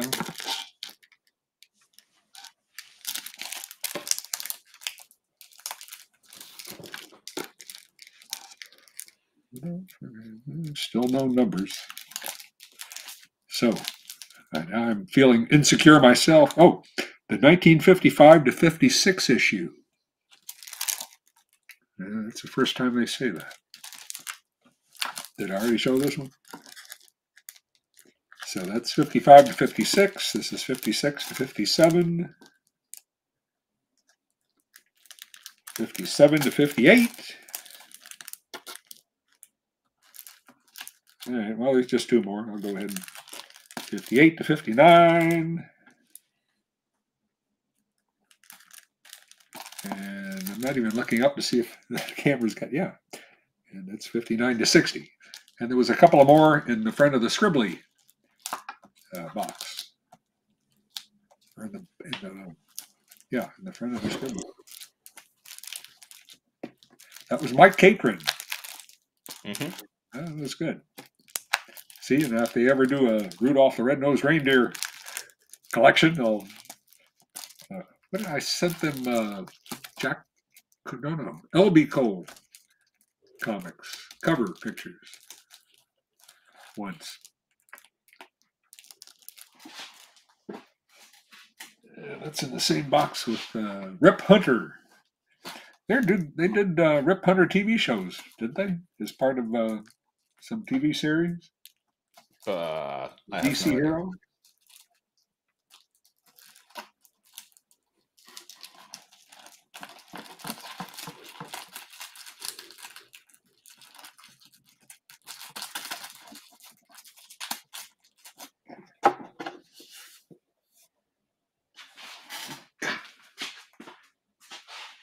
Yeah. I think we're pretty exactly at 3 hours now in 20 seconds. So I guess that wraps up our stream for today. Okay. I guess I'm getting kind of hoarse and might even need to use the restroom. So yeah. That'd be good. And my back is starting to hurt a bit. So let's wrap it up for today. And how many people you got now? We're still at 162, so we didn't lose too many, I think. And the first time we did this years ago, I shouldn't even bring that up. Yeah, at one point it was over 1,000, but yeah. Yeah, but they didn't know how boring I was. Probably. It's still American fun. comic books and Chiles and Basset Hounds. But yeah, that wraps it up for today. Maybe we'll do another stream in a couple of months. I think about ask if people, especially Europeans, are just sick and tired of the comic book challenge. But I don't care. I like it. I have fun. I love to show off. It's the only chance I get to show off everything in this room. So, but next time we won't be down here. I guess we can do it in the library. We can do it in the studio. That's always tricky because I can't. Well, I may be able to get internet signal up there. Now I got better. I think we still haven't done one from like on the porch on the outside if it's good weather. This is the wrong time of year for that. See the hat? Yeah.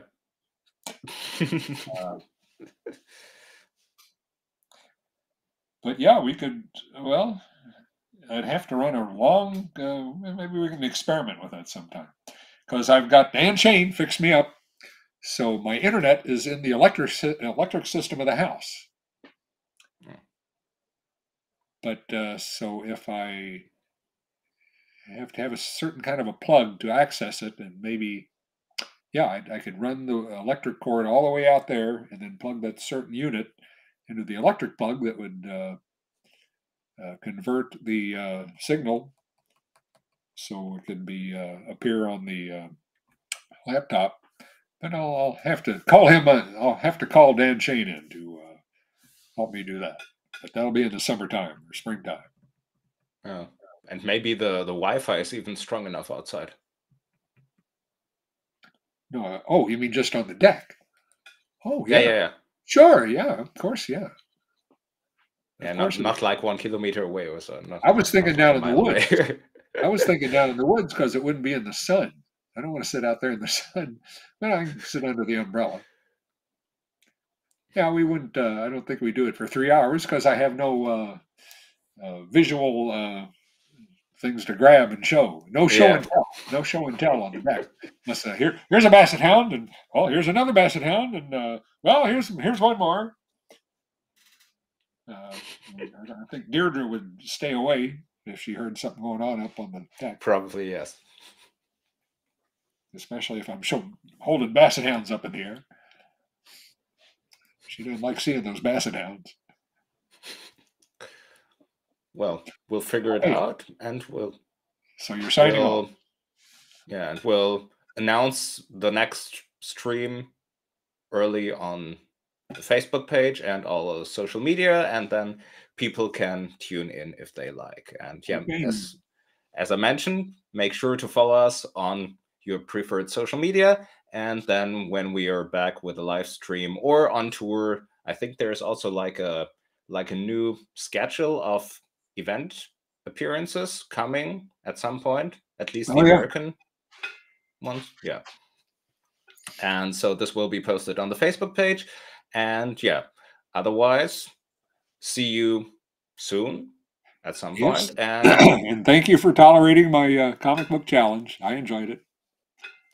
And in the meantime, happy holidays. Have a very Merry Christmas. And then see you next time. Bye.